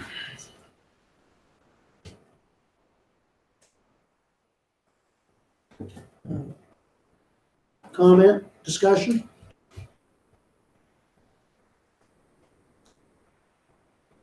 Councillor Syed. My comment would be that, it's not gonna increase the tax rate, so, I'm okay with going ahead and trying to put it into this year's budget. Because I think the savings will definitely, the less subcontractors that we can have cleaning our facilities and utilizing our own staff. My only hesitation is what are the staff doing today that they won't be able to do because they're gonna have to do this type of cleaning? Is that, like, again, we're utilizing staff time, so it's now a discussion about staff time and resource. So I factored in the cost of labor in the payback. Yep. And we have part-time and full-time staff at the complex. So in other words, it wouldn't necessarily be a redirection of resources. It would be something our part-time staff would do in the evenings after the facility closed or after the change rooms closed. So it wouldn't necessarily, the increased labor is not necessarily going to impact our current duties. So there's no change to the current duties that they're doing today. No, unless we decided that we wanted to do it more in other places because it is beneficial and it's easier to clean that way, such as, I'm sure you've been in the hockey dressing room sometimes. It'd be nice to really give those a thorough cleaning. And this equipment would allow us to do that. Our current scrubber can't get into the corners and stuff. This can. So I guess to do exactly what Cintas is doing to what we're doing, that is in there, and I would not have to redirect staff resources. I've added the additional staff resources into that cost for the payback. The full cost of Cintas each year is $5,520. And so then I calculated out the 12 months of labor as well as the purchase cost in the 1.8. So I'm not suggesting I'm redirecting sources. I can add part-time hours to the workload to do exactly the job that Cintas is doing. Okay. So I'll move till we put that in the next round of the budget. You're seconding? Let's move to Linda.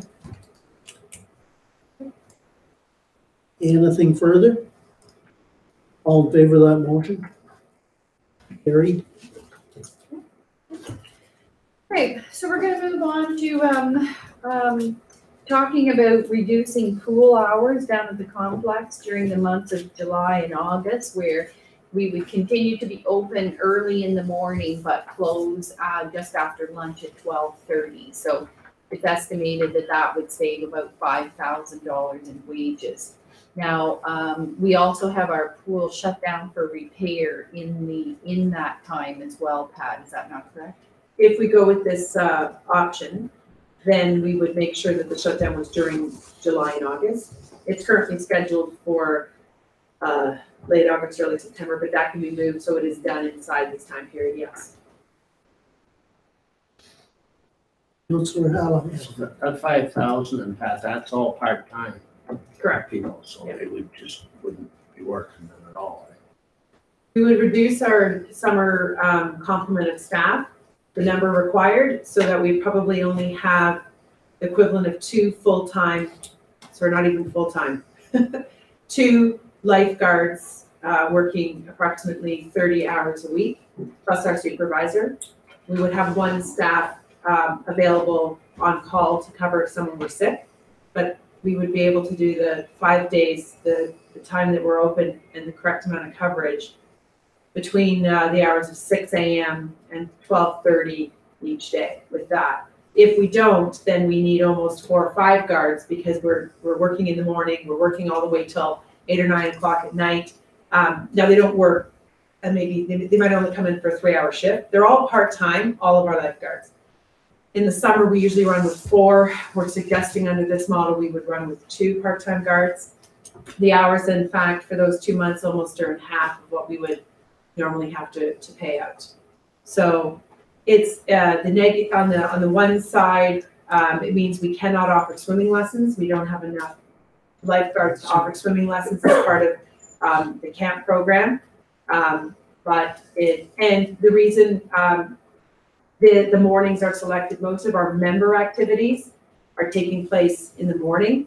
We would be eliminating the evening aquafit, which are not necessarily really highly attended in July and August, and adding things like our afternoon senior and adult swim to a mid-morning time. So it's a condensed schedule, Monday to Friday, either starting at 6 a.m. or 7:30, depending on the morning, and ending at 12:30, still offering 2 public swims a day, so our day campers can swim Tuesdays and Thursdays. So it's just an option.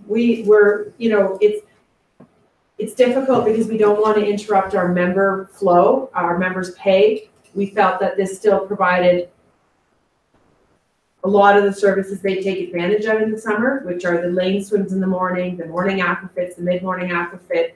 We'd still have the senior swim time, and we'd have a couple public swims. July and August is a time when every public pool opens, from Buckdown, Teeswater, and everything. So the indoor pool is actually reduced in use. But some of our aquafit core users rely on our pool. It's a very controlled condition compared to an outside pool. So we don't want to eliminate that opportunity for them to come to those classes, and they pay a membership. We don't want them to all quit their membership over this. It's a risk. Councillor Slate? One thing I would not like to do at this point is adjust a whole lot to do with the pool. We just spent a significant amount of infrastructure in making that facility what it is. But I would like to get some more data on whole July, summertime utilization over the past 5 years in order to decide if this kind of decision, I'm assuming, Pat, you've done this, but I would like to see it too, just so that if this were to come to a fruition, that we as a council have these numbers to back the discussion up. So when somebody beckons my door or my email, that I can understand and justify the decision that we've made. I just want to be cautious the fact that we've invested a significant amount of time and effort in that facility, and now that we're going to reduce the level of the availability of it. At this point, I'm just not sure I have that palate yet. So Pat, you said no swimming lessons for July and August, Correct. and that's when a lot of your outdoor pools popular. Do we have that now? Do we have swimming lessons in July and August? The summer lessons that we offer are part of the surf and turf day camp. So parents drop their kids off for the week, and they get a full core of lessons over the week, and enough pool time to make that a full set of lessons. So you're not going to lose any lessons? We would not be able to offer that if we struck this. We offer it now 2 weeks out of the summer. So we would definitely, that's probably 60 kids getting lessons during surf and turf camps. We're no longer. Once again, this is not a recommendation. This is an opportunity to say, if this is not palatable to council and this is too much risk and not where we want to go. I know we had complaints about the one person, we canceled one aquafit class and she was extremely upset with us. And, we just came off shutting the pool down I'm providing this information for your decision-making. I'm not recommending this. I'm providing it for information only. And it sounds like you're not necessarily convinced that the savings outweigh the potential loss of members and usage. But that's your choice. If we lose those kids to swimming lessons, there's a good chance you can get back in. If they go someplace else, rates are cheaper, subsidized, well, they're not being subsidized in Wayne. If I take my grandson to Brussels, it is subsidized. So if you lose them, my concern is, will you get it back? They go somewhere and find this cheaper. I don't know if we would lose ones that are coming to the day camp program. My fear is that some of the kids that come to the day camp program, their parents don't take them to lessons any other time.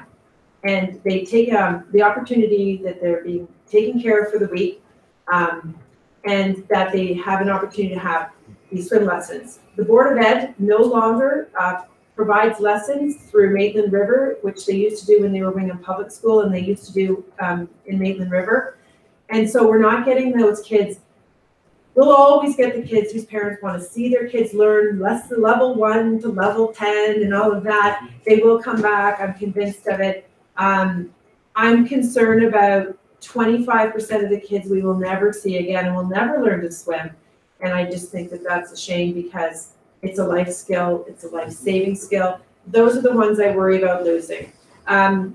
So right now we're enjoying a higher rate of lessons than we've enjoyed in a long time in a winter session. So we know we offer a good program and these parents come back in the winter and fall.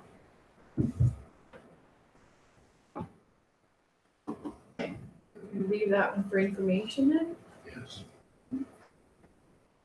I just want to mention it is a bit time sensitive as far as summer hiring goes. So I'll leave it with you for consideration. Okay, next, Sean has decided that he would combine the student that and hire one last summer student at a savings of $10,640, and so he would share this student between the landfill and cemetery instead of having one at each, is what, as I understand. So he's going to hire one less student. Okay. And then moving on, one of Sean's next from his department is to reduce the hours open to the public at the Wingham landfill. So that is something that could save a few hours. He hasn't had a chance to do any analysis on what the cost savings would be. So does anybody have any questions on that? What's your son? I would only look at that if and when the discussion about garbage is reconvened. So I think those go hand in hand. I think if you change the level of garbage service you're providing at the household pickup, then you got to give them something options to do it on their own, and vice versa. I think that has to go in consideration with the garbage collection discussion. So if we're under contract till then, I think we leave it as is. What I do think, and it's in there with regards to the daycare recreation, is those additional fees for non-residents. I think the actual fee structure on itself, whether you're a resident or a non-resident, yeah, the non-resident maybe should be paying higher if they're going there, but even our fee structure as is, we've had this discussion at this table that service needs to be closer to cost neutral, as opposed to that it not being. So I think we need to look at that as an operating, but changing them hours I think is coinciding with the discussion about garbage collection at the curbside. There could be the possibility though, if they were closed, like that contract isn't up for a couple of years then. So there's some opportunity between now and then though, to reduce hours, I think is what they were thinking about. Yeah, but I at this point, I'm not, like, again, I don't think we need to I don't want to ruffle a lot of feathers. I think we made some significant service discussions today, you know, the conversation about bi-weekly recycling is going to be could directly impacts that as well, because if they are not used to bi-weekly recycling and have to get rid of their recycling, they're going to need the same time available today to get to the landfill to dispose of it. So, you know, if we change one side of the service, I'd like to remain the other side, at least status quo, to see what impact we're going to have before we change and rock the boat too much, in my mind. The one thing that I would say in this is that if there is a time period where they have hardly any traffic, that would be come out from an analysis, and that might be the only place that we could make a shift. If there was a particular time, that period that wasn't being utilized. Deputy Reed Campbell? I would like to know whether or not our dumping fees are incomparable to other landfills. I think we're a little bit lower. My son is a contractor, and sometimes he brings home a load with him from work. It's cheaper to put it in our landfill. And he's not working in our landfill, so working in our township. I just want to make sure that our fees are up equal to our neighboring municipalities. Very good question, I That think. was the comment of getting back to part of this, Neil, if Sean could bring something back as to when people are using them, whether they're just out there and no garbage, so that's an analysis. They have to be there. Yeah, if he, I don't know if he has that, if we have that data. If we do, great. But I don't know how we would. They will know pretty well if they're working out there. They They've done comment counts before. like whether they this. night counts or not. No, but I mean, it's fine to have the count through the day, but do you know specifically the time period in which they have it in there? It's right on the ticket. It's right on the Should, ticket. should be on the scale ticket. Right on the ticket. Okay, so we'll talk to Sean about that one.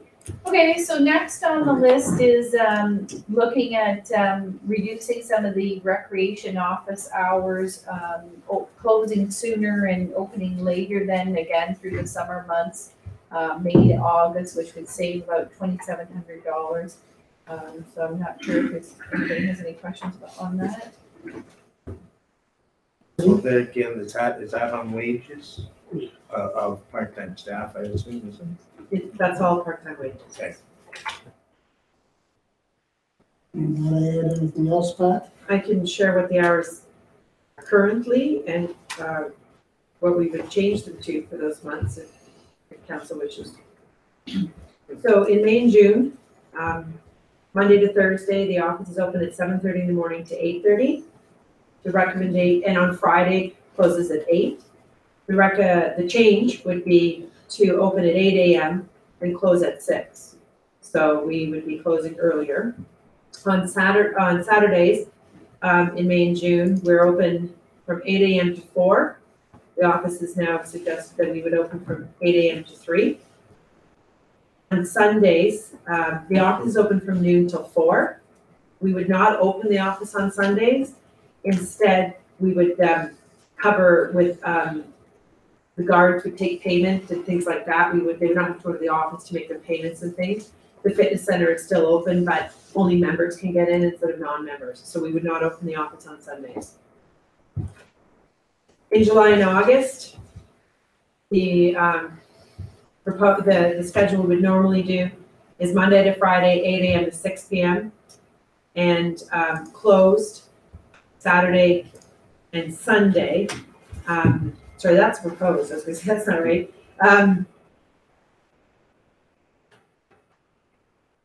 Sorry, I've lost I've gone the wrong page.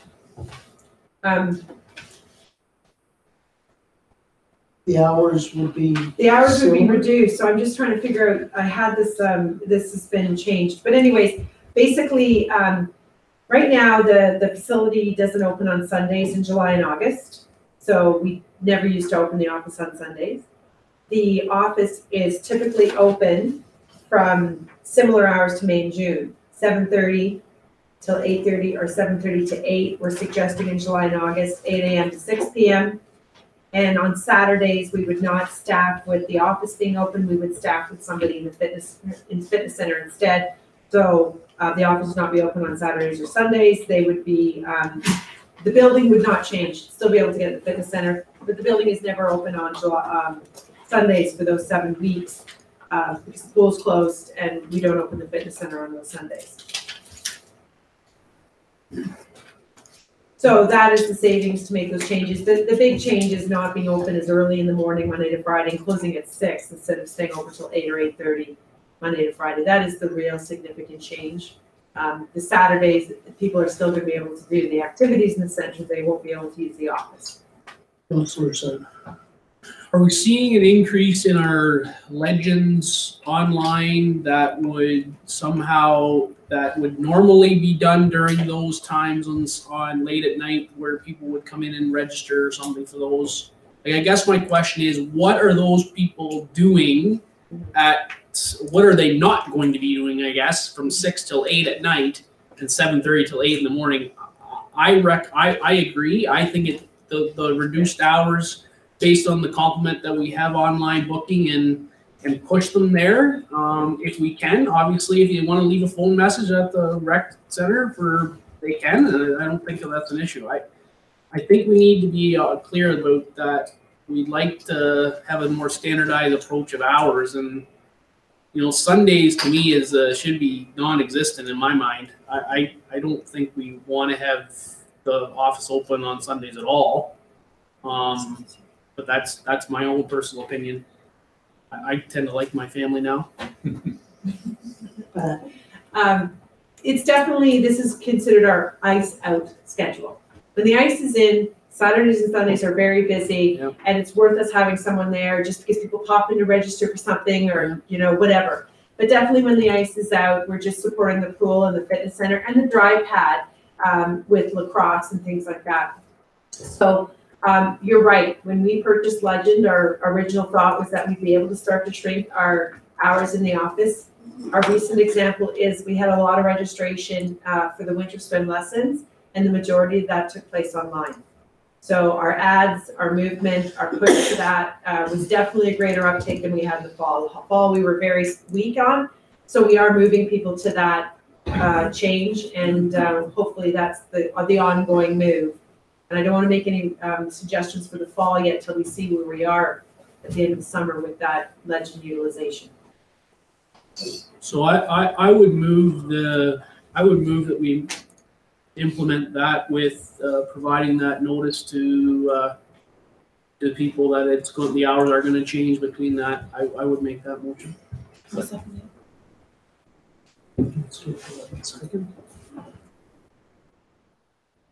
All in favor?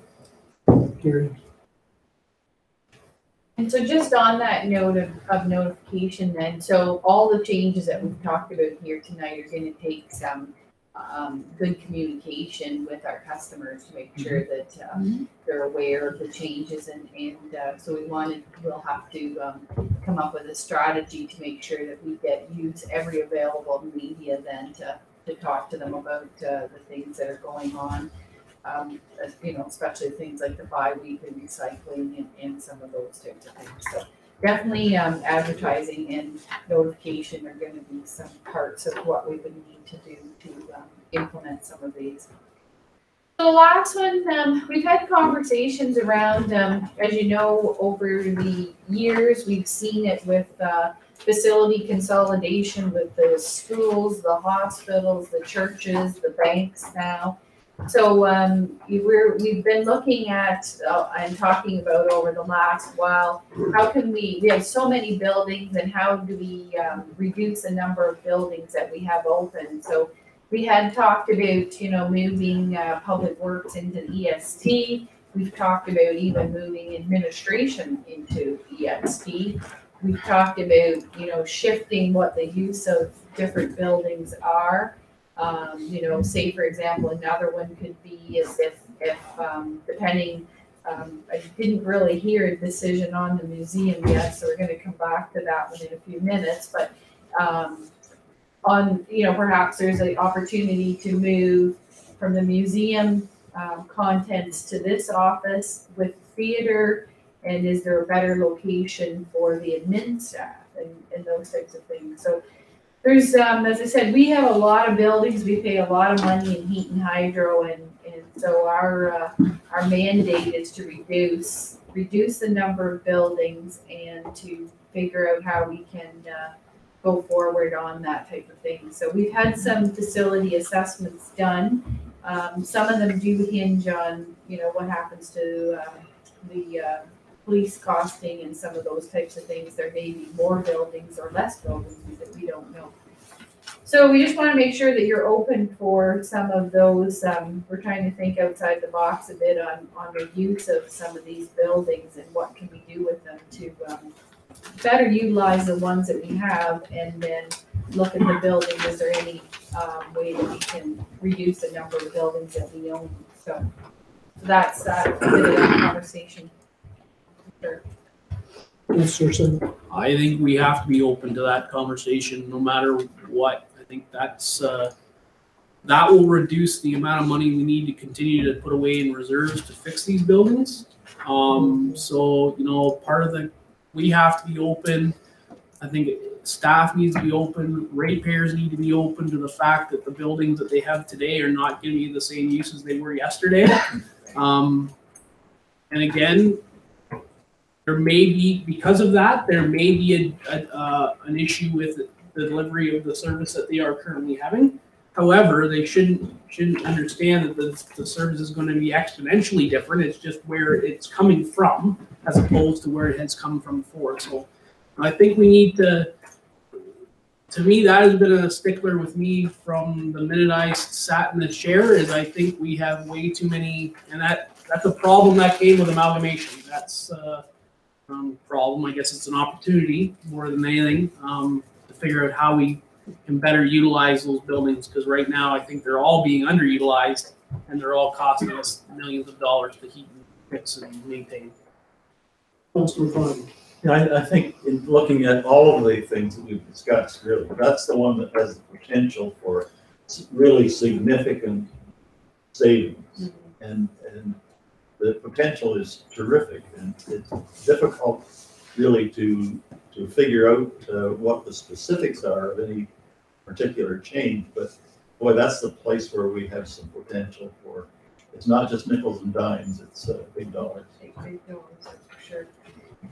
So I'm not sure if we could take a few minutes to go back to discuss the museum program and the museum building. That was on at the kind of our very first slide, I think.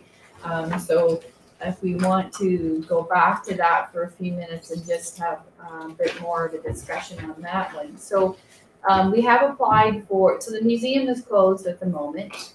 And so we have applied for museum summer students for the summer, but depending on what decision council makes, you're not obligated to take that student. So what we've been talking about here is just what you're saying is trying to capitalize on some of these buildings. So there is an opportunity to save some money there if we were to remain to keep the building closed for the rest of 2018.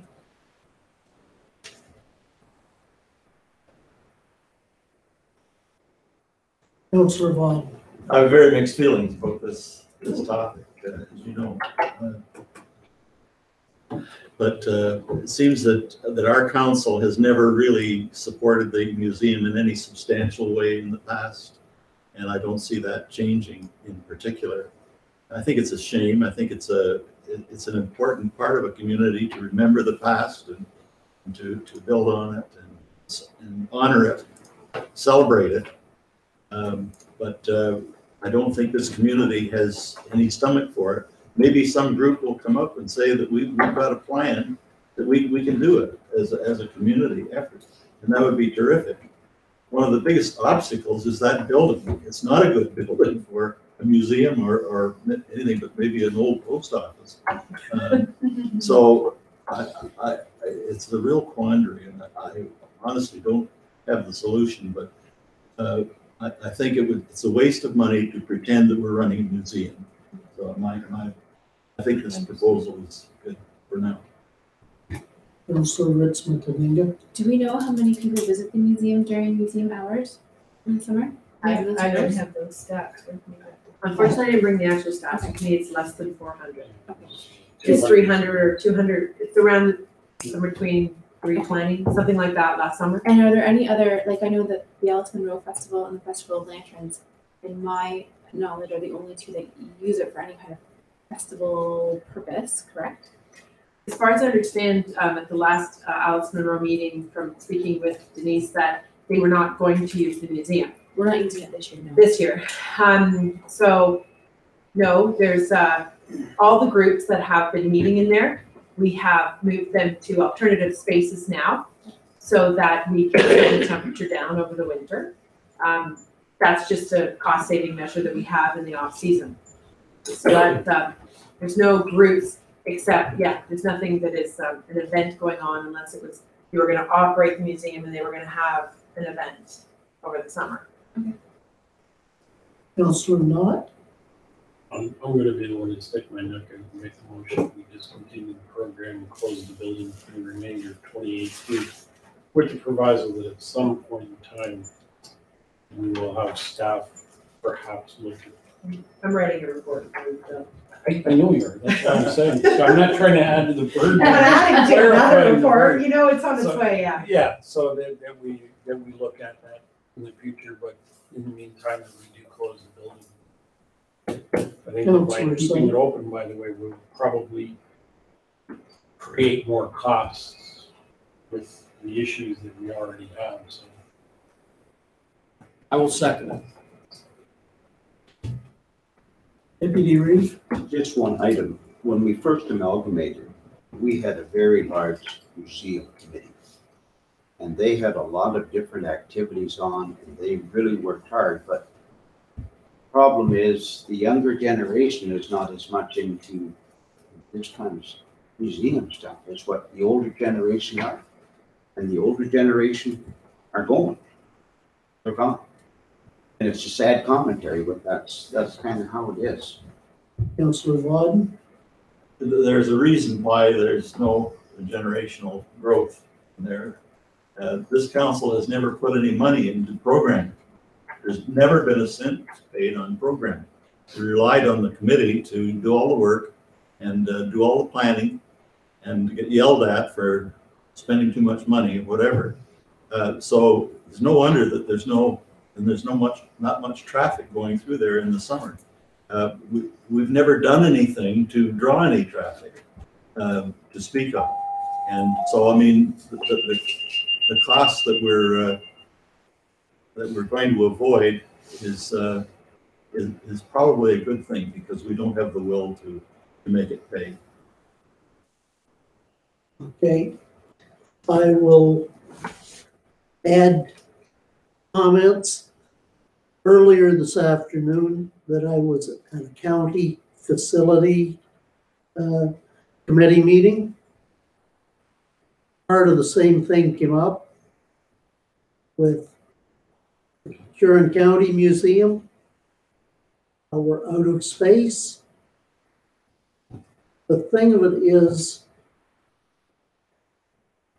archives, corporate records, are one thing that is completely overloading the county right now.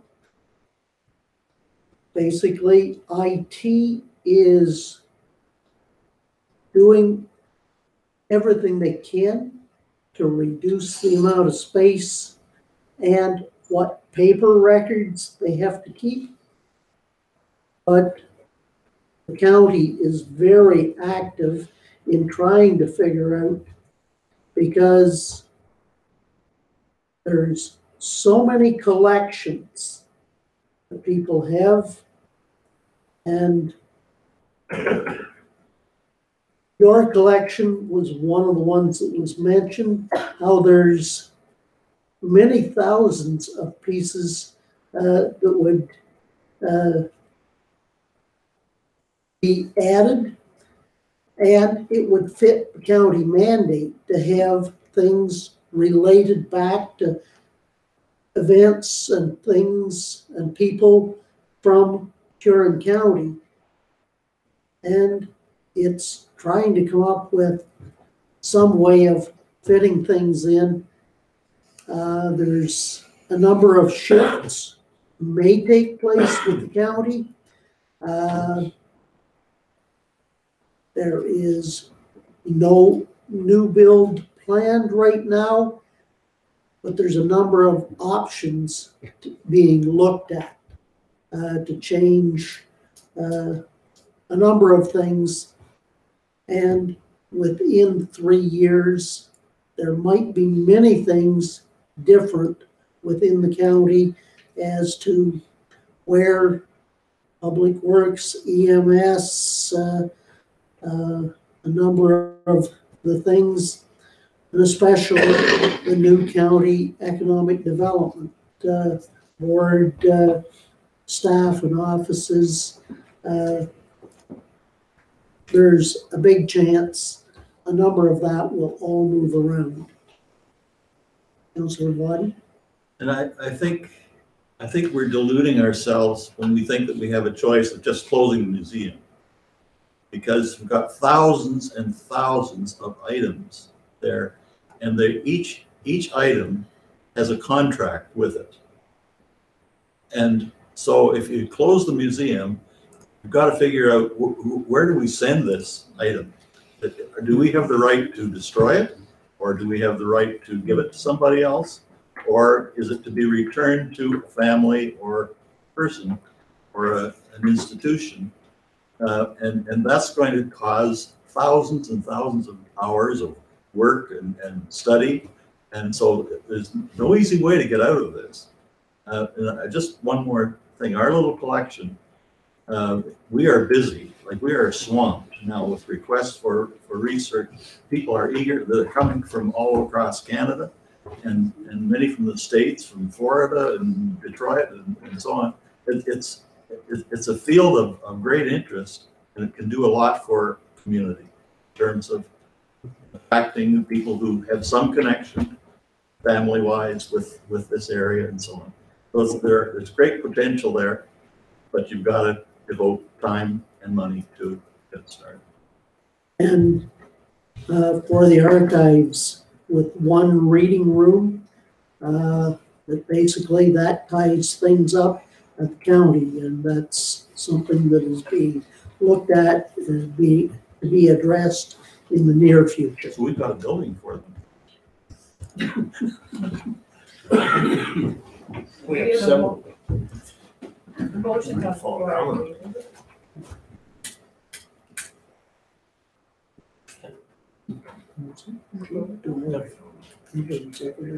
We have a mover and seconder. The motion that I have, if I got this right, is that the Council of the Township of North Huron hereby directs staff to discontinue museum programming and close the building for 2018, and further that staff reevaluate museum programming and building use prior to the end of 2018 and report back to council. Councillor Hallahan? Brock had a very good comment there, but what's in the meantime, what's going to happen to stuff? Does there something have to be done with it? Does this student at summertime work with it, or what happens there? So we have two terrific volunteers still actively taking artifacts. So there's archives, that's one room over there, which is all of the old logbooks and things like that. So I don't know if I'm using that term right, but it's all your old registries and everything else that people research. That is not open to the public, that space. Then there's the artifacts, which are the things you see on the walls and stored upstairs and everything. And we have two volunteers which assist us with both of those tasks. I would hope that they would continue to do that, but basically we haven't shut the heat off because there are all of the artifacts in there.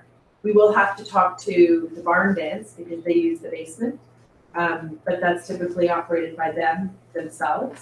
But it won't be open for the public to see their display. So we just have to have that conversation with them. So, to answer your question, the artifacts can just sit there. And we still do building, checks to make sure that the building there's no flooding or leaking or anything like that through the building. It's only a temporary thing until we bring back more information for council, really, at this point, to make your decision. Rob's comments have been very valid. What are we running as a program? Councilor Slade? The only other comment I have is that, when we come, the discussion about bringing a report back, you're probably looking at December, because any report you bring between July-ish and November, nothing can be done with. No movement can be made. Right. So your new council doesn't sit till December. So the question is, are we going to be in the same time crunch of discussion about making, is that council going to be in a decision or an issue where they're going to have to make a gut decision as well? I just don't know the logistics of this discussion, because that report is going to be coming to a new council, probably, in all honesty. So we're hoping that Pat and I have been in discussions, and coming back to Brock's point, it is something currently that we're looking into in terms of, as we're working on more specifically, Pat, but in terms of laying out all the options, and we're more specifically, Pat has been doing some research in terms of if it was to be closed, what would happen to the collection. So we will speak to that in a future report. In terms of, I'll call it the lame duck period. So it depends in terms of, we had this discussion today, in terms of, not specific to the museum, but we talked about, just general terms, the trailer park, in terms of, council, things like terminating agreements, council can do that, during lame duck period. Where council might be limited is in terms of declaring property surplus. Council, going back to the museum, council could decide that they want to close the museum. But during lame duck period, council won't be able to declare the property surplus. Okay, so there's things that can continue on, but there are other things that council won't be able to do. Certainly, hypothetically, if council was to decide to close the museum, that's a signal, if you want to call it that, in terms of future of the museum. But if you're in lame duck, you won't be able to declare the building surplus if that was your direction that you were going with that. Councilor Vaughn. Just one more comment. The report that we're talking about could be a very important document in terms of advising the community about the situation. And the possibility of different voices coming out and saying, we have a solution, or we have some ideas, or we think this is important, or we think you should trash the whole thing because we're not interested. I think the community has to take part in this, and I hope that the report gets pretty wide distribution and attention.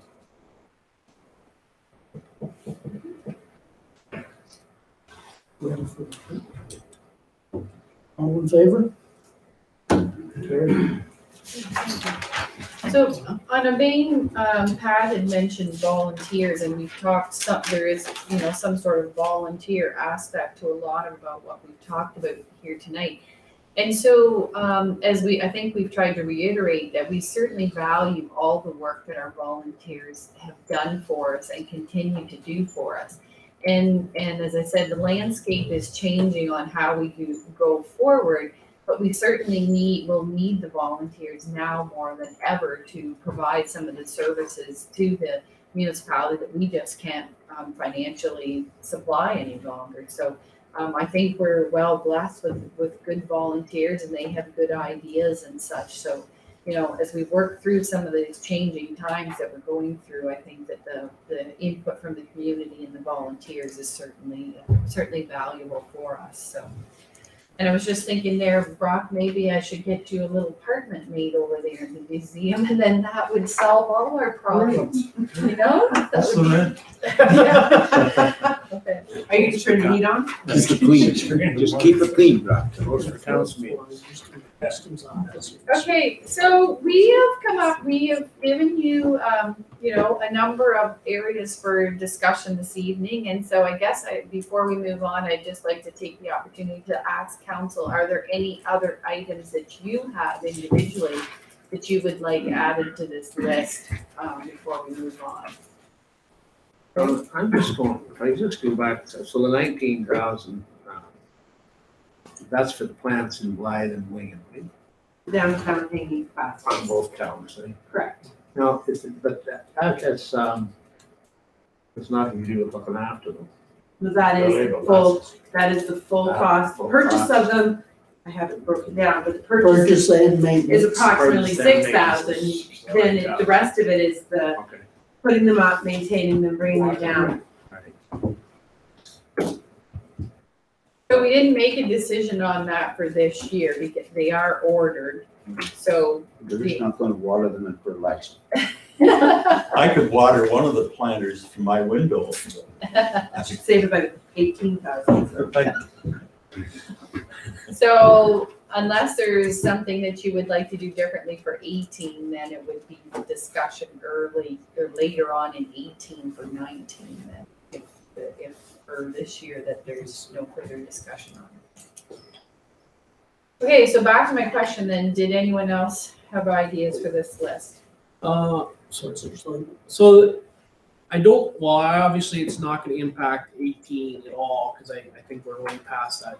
But I think we had the discussion, or at least there was a discussion about user fees or what our revenue streams and our cost structure is for the daycare. I know I did mention that, and I did get a response back from Val, and I did say to her that that it probably should come here. Not just because I think council needs to. My comment to Val was the daycare makes not like the daycare itself doesn't make anything. The early years and the other things subsidize the daycare. My question is that the norm in the area, public and private? And if it is, okay. But if it's not, then why are our costs so much different? Because I'll tell you, a private business that has daycare that's losing what we lose a year on daycare would not be in business for very long. So that's my question, has been my question. And I know it's more in regards to revenue, but I think the conversation I had was not just revenue, but was for everything, just to understand what our cost structure is compared to other municipalities in the private sector. Because I find it difficult that our loss is about $120,000 a year on the daycare itself, just that line item, not as a whole. But that's the issue that I have, is that the other groups are subsidizing daycare. And so I could speak to that before Val does, if I could for a moment, Val. So I guess myself, I look at the daycare as a package with all the programs. I mean, there's lots of things that we do that I don't look at the individual items that make up the whole entity, such as the complex and that. You do look individually. But overall, like at the end of 2017, what I call the daycare program, which includes the daycare facility itself, plus the other programs, actually made like about $30,000 overall. So, I mean, that's a terrific trend. And that, as I said, so, I mean, certainly Val could take and allocate some of her wages into each of those departments and cost centers, I guess. And so, like those other centers don't pay rent and don't have the building expenses attached to them that the daycare facility has.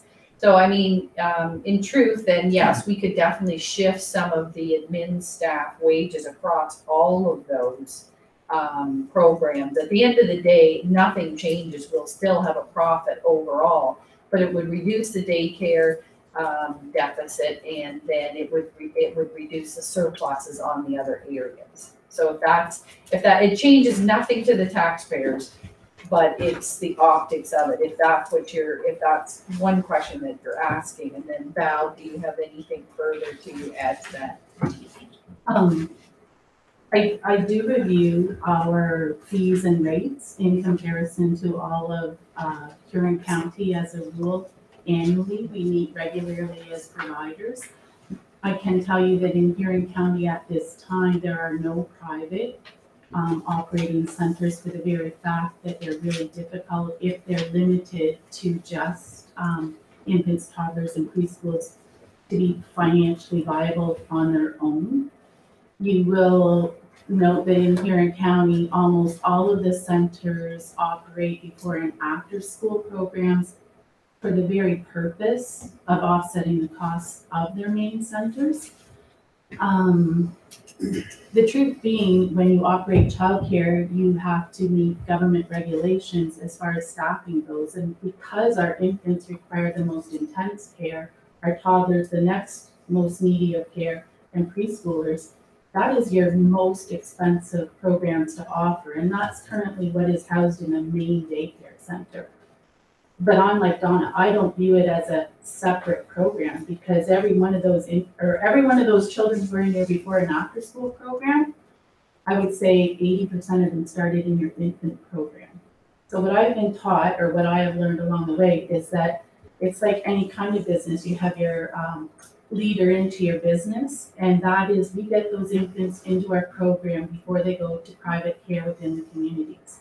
And then they stick with our programs all the entire way through. If we limit or overcharge for our lower end, they make other arrangements and never enter any other stream of our services. So it is an expensive end to operate. I don't think in my mind you should look at it as an isolated or a separate business. I manage all of the programs. I schedule all of the staff. I register all of the children. We bill them out of the main center, and we do all the bookkeeping for them out of the main center. The main center does have facilities costs that none of the other programs have at this time either. So they look really profitable, but they wouldn't be full without our main program. And it's just a juggling of numbers. Like, I'm just not taking the time to break it down for you that actually to run my before and after school probably takes more than 25% of my time to make sure we get the kids registered, that they're booked in, that they don't go home on a bus on the night and they shouldn't go home on a bus. They are our largest enrollment, so they take the most bookkeeping because there's like over 60 of them there before school and 60 there after school. So it's a very complex program to run, but you're not seeing that cost really cost-centered out of that budget. So I guess my question is, and I respect what you've said. So the question I have then is, if we can't properly allocate the cost to the proper cost center, then why do we have the cost centers at all? We can, but it's still. So why do we not just have daycare? Or if we have to show the one that the county operates separately, fine. But why do we just have one?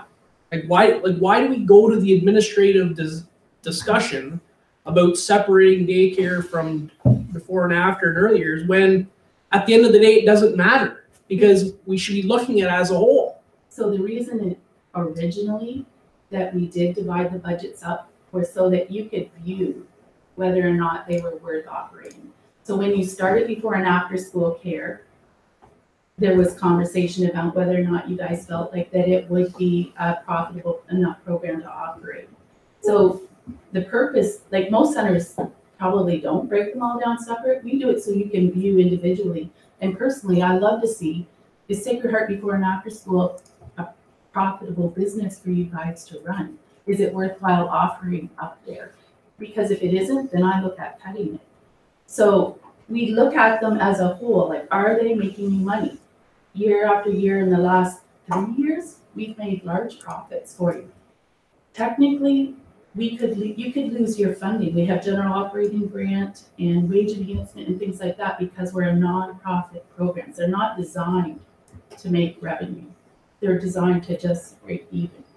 But in the last, you're making money. I get that, but when you say they were broke out to show us whether they're profitable or not, But what you're also, you told me 5 minutes ago, we're not allocating all the proper costs to each so really, you're not telling me anything, you're not showing me the actual I can budget it that cost. way for certain, I asked Dawn if she wishes that, because I can do that. I guess my question is if the overall package is the package and what one feeds the other, which feeds the other, then fine. I think all I'm questioning is the fact that if we're treating it as one, let's treat it as one, and they are beneficial as a whole package. That's always been my conversation. If you don't want to, but here's the question: if we always segregate every department, and I think we got into the conversation with the trailer park 4 years ago about cost allocation, and is it the real true cost of operating that department?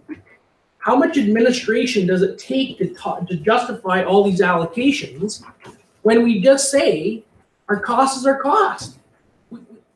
We have a lot of allocations that I don't think we need to worry about if we're going to treat them as a business center as a whole competent package. Treat it that way, and I think we will be all better off, because then we don't have to sit here and try to justify, 25% of that page, actually we didn't move that over to there. Like, I don't know that as a whole person, but when you look at it as in the budget, it looks like the daycare is losing their freaking shirt and everything else is benefiting, but it's because of the cost allocation stuff is not being moved. And that's okay, but it's just not, it doesn't show It's something. not a true picture, you're correct. No, it's in that not. It's not an operational, it's simply one way of tracking staffing. That's one reason we do it, so you know which group you're paying what. But if it was all out of one pot, I'd be fine with that too. So would the county.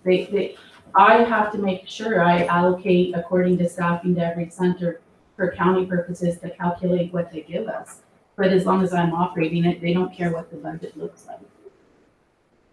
Listen, I'm not expecting a change. I had to get that off because I'm thinking if people are looking at that thing, if they're looking at those departments as a single entity, For then sure, they're it it doesn't visually show what optically- the optics are bad. Yeah. And I think that's the problem that I have is that people are gonna take those optics and do exactly what I did. Yeah. Why are the costs the way they are? But you And- certainly made me think about it because I've never thought of doing it that way. Because I never also felt that I should do it that way, because I just always start, what has happened to your organization of childcare is that you've grown huge. And it has become a moneymaker for your municipality because it's in high demand and it's well run. But we always just started out with the daycare, so that's where all the cost centers started. All these others were little branches that started out to test the waters, but they are a package, for sure. And I did want to let you know that rate-wise, we are second highest in all of County of Huron. So we're comparable to every other center in Huron, except for Goderich, which charges $7 more for their infants, but they have a much, much, much larger deficit. And they don't have before and after school to offset it. So even though they charge much, much more, they have a much, much larger deficit. Thank you. Is this the first year that we've had a waiting list that you know of? Like, we've always tried to have 75% or 85%, but We've been operating probably the last 18 months to 2 years with almost 100% capacity in all of our programs. Okay, so did council have any other ideas that to add onto this list? Landon, what do you got? Well, it might be minor dollars, and I'm not sure that it's really even that significant, but the clothing and uniforms line for all departments seems a little ridiculous. I can see it for safety gear for some departments, but across the board, I don't think it's necessary. Yeah. So if you want, so Sean is working with Pat and Val and currently reviewing that policy. And we will be bringing forward a revised or a different policy, hopefully in the near future. They met 2 or 3 times. The group has met 2 or 3 times. Yeah. And I know I've had some preliminary discussions with Sean myself. So we will be bringing forward a policy. Or a policy for council's consideration. I think it's really close. Okay, was there anything further from council? So, we wanted to just mention again, though, was there any appetite for any additional discussion on non-resident fees? We kind of went around the block on that a few times tonight. Not sure whether. I have the appetite for it. Review it. I think what we need perhaps is a listing of areas where they might be more appropriate than other areas. And they're nothing really super sophisticated, but, you know, things like the dump, should we charge, you know, or non-resident fees should be different than resident fees for dump? Yes or no? To see a list in front of us where there are opportunities, because I think in some cases it's very hard to determine. And you can say, "Oh, we're going to charge them," but how do you determine who's resident and non-resident? You know, you can ask every person at the door, "Show me your driver's license." Yeah, show me your driver's license. But only 10. Show me your tattoo. Yeah. She did But there are tattoo. some other opportunities where it might make sense, yes, right? Yeah. I definitely, anyways, we can get into that into a summary discussion. There's some areas it's very difficult, and some municipalities have tried it and failed and challenged themselves. It's more administrative work than trying to collect them, but in some places it could be quite simple to look at providing North Huron residents with an advantage than we are for our non-residents using a similar service. Sure. Councillor Vaughn. Of course, we've discussed many times the issue with people from Hullett Township who helped to build the arena in Blythe and have supported it for years and took part in the board that operated it. And nowadays, apparently, the last figure I heard was 30% of the users of the arena facilities are residents of Central Huron, which does not contribute a dime to the capital or operating costs. And so it would be a nightmare, I think, trying to charge you user fees on that. I don't know how, if there's a good way of doing that, but it's certainly an area where this issue stands pretty loud and clear. Councillor Slate. So what I can say to you is that this comes right back to the discussion about cross-border services discussion that we had with both Morristown Marie and Central Huron. And it will continue to be a hot button topic when you talk about soft services that you provide for ratepayers who don't pay taxation in your municipality. And I will tell you, Central Huron has put a pretty stiff thing that says we don't provide any operating because we have an arena. We can't force somebody to use it. And I hear them. However, that's the deal. So, it's going to be a discussion about cross-border services agreements when they come up for renewal again. But in the meantime, we need to figure out how to mitigate those issues and somehow structure it that it's fair for everybody, that they're getting the same benefit. Dwayne. And just that cross-border services discussions is gonna happen sooner than you think. I'm not surprised. I'm not surprised. There. I guess I just want to state something before the media picks up on this decision to look at non-resident fees, and I have all the hockey groups crying and scared. It's almost going to be impossible. Not impossible, but very difficult for us to put a non-resident fee on a rental, because how do I know where those kids are from? And groups like Hanover have tried to do that. In our situation, Wingham blends with Lucknow and Brussels blends with Blythe.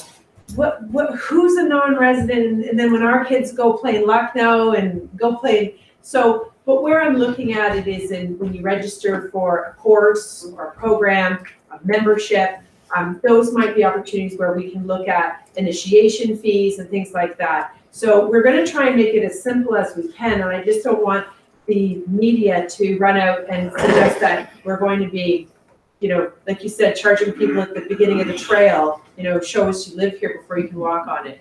I just think that I get that fear all the time when we start bringing this conversation up. I'm gonna have to take down my toll booth that I. Yes, or no, well, if you've got some change, we'll take it.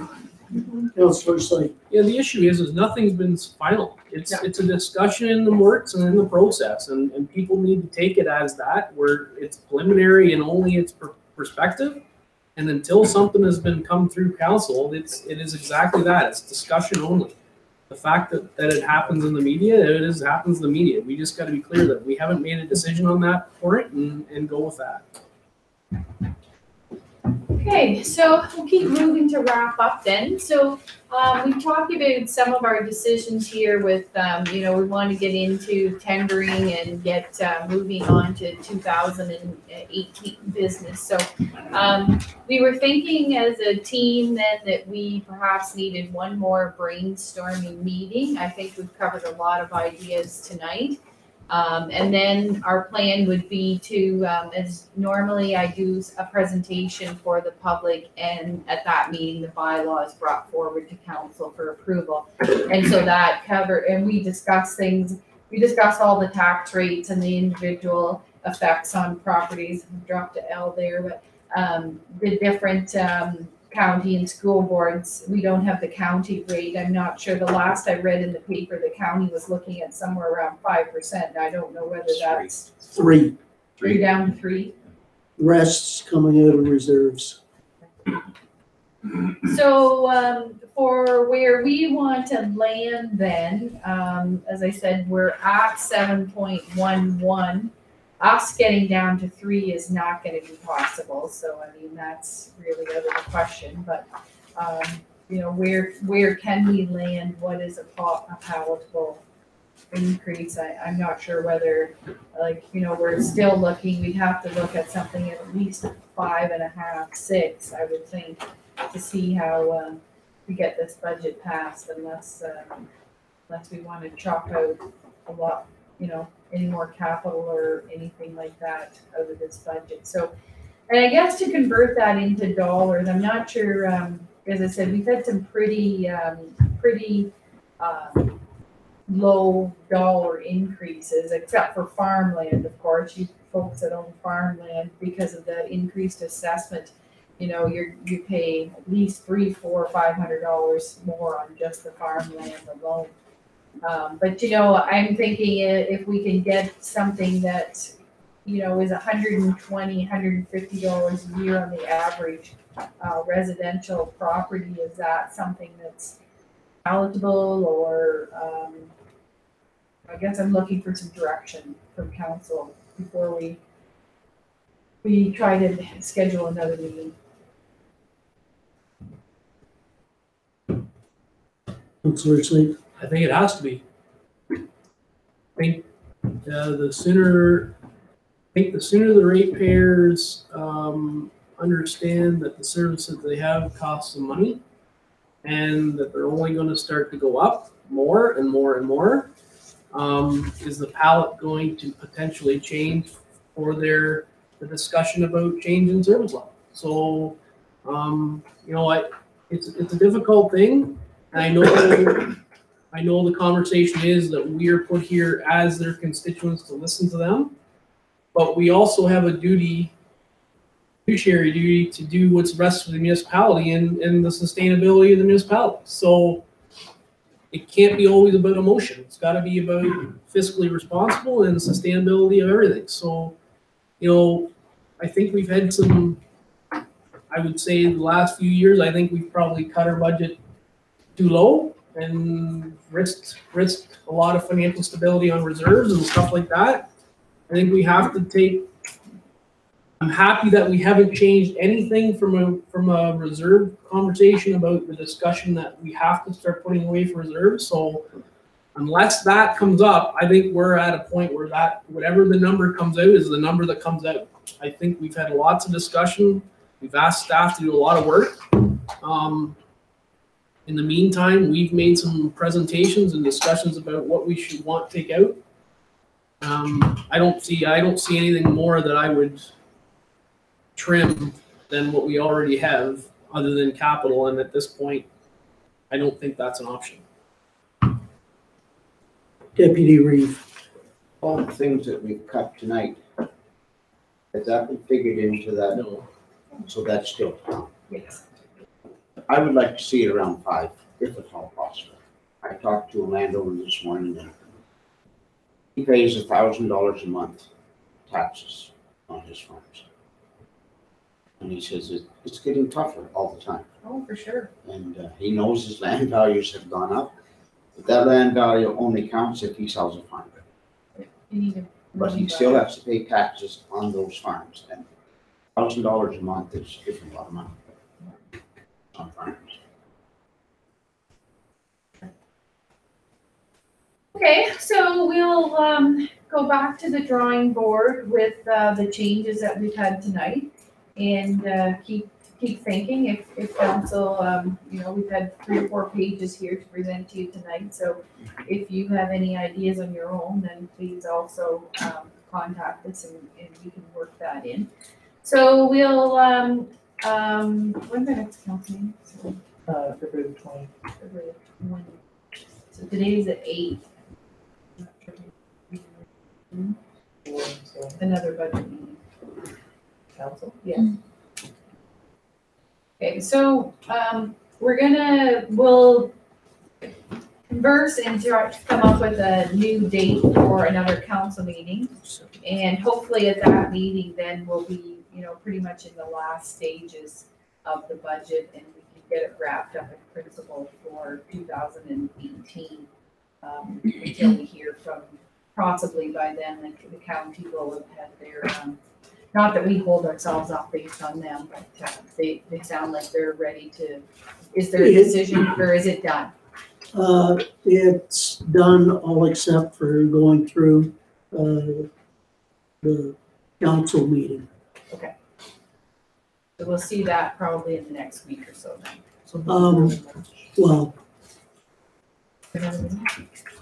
it'll be officially ratified first meeting in March. Okay, well, we'll get another date out to you, but hopefully we're looking at that as kind of the last, Okay. last meeting, so, do you have anything further to?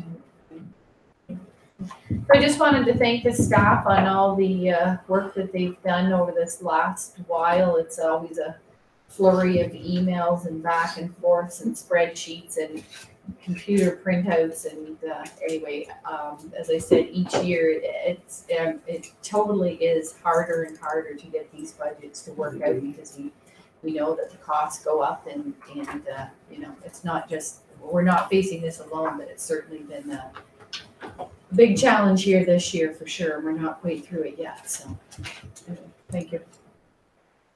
I'll just make the comment, there's so many of the provincial bills and acts are demanding that we do more and more, and the idea of transparency is great, but sometimes it comes with a cost, and unfortunately, property owners on municipal taxes are getting stabbed with that. Anything further from council? And also, thank you on behalf of council, from me, for the work that staff have put in so far, and they hear of anything or some night that they can't sleep, come up with a good idea, let us know as well. With that, I think we're ready to move to the confirmatory bylaw. Moved by Councillor Wadden, seconded by Deputy Reeve Campbell. All in favor? Carried. Now the important motion, adjournment. Councillor Sype, Councillor Hallahan, all in favor? Carried. We're done.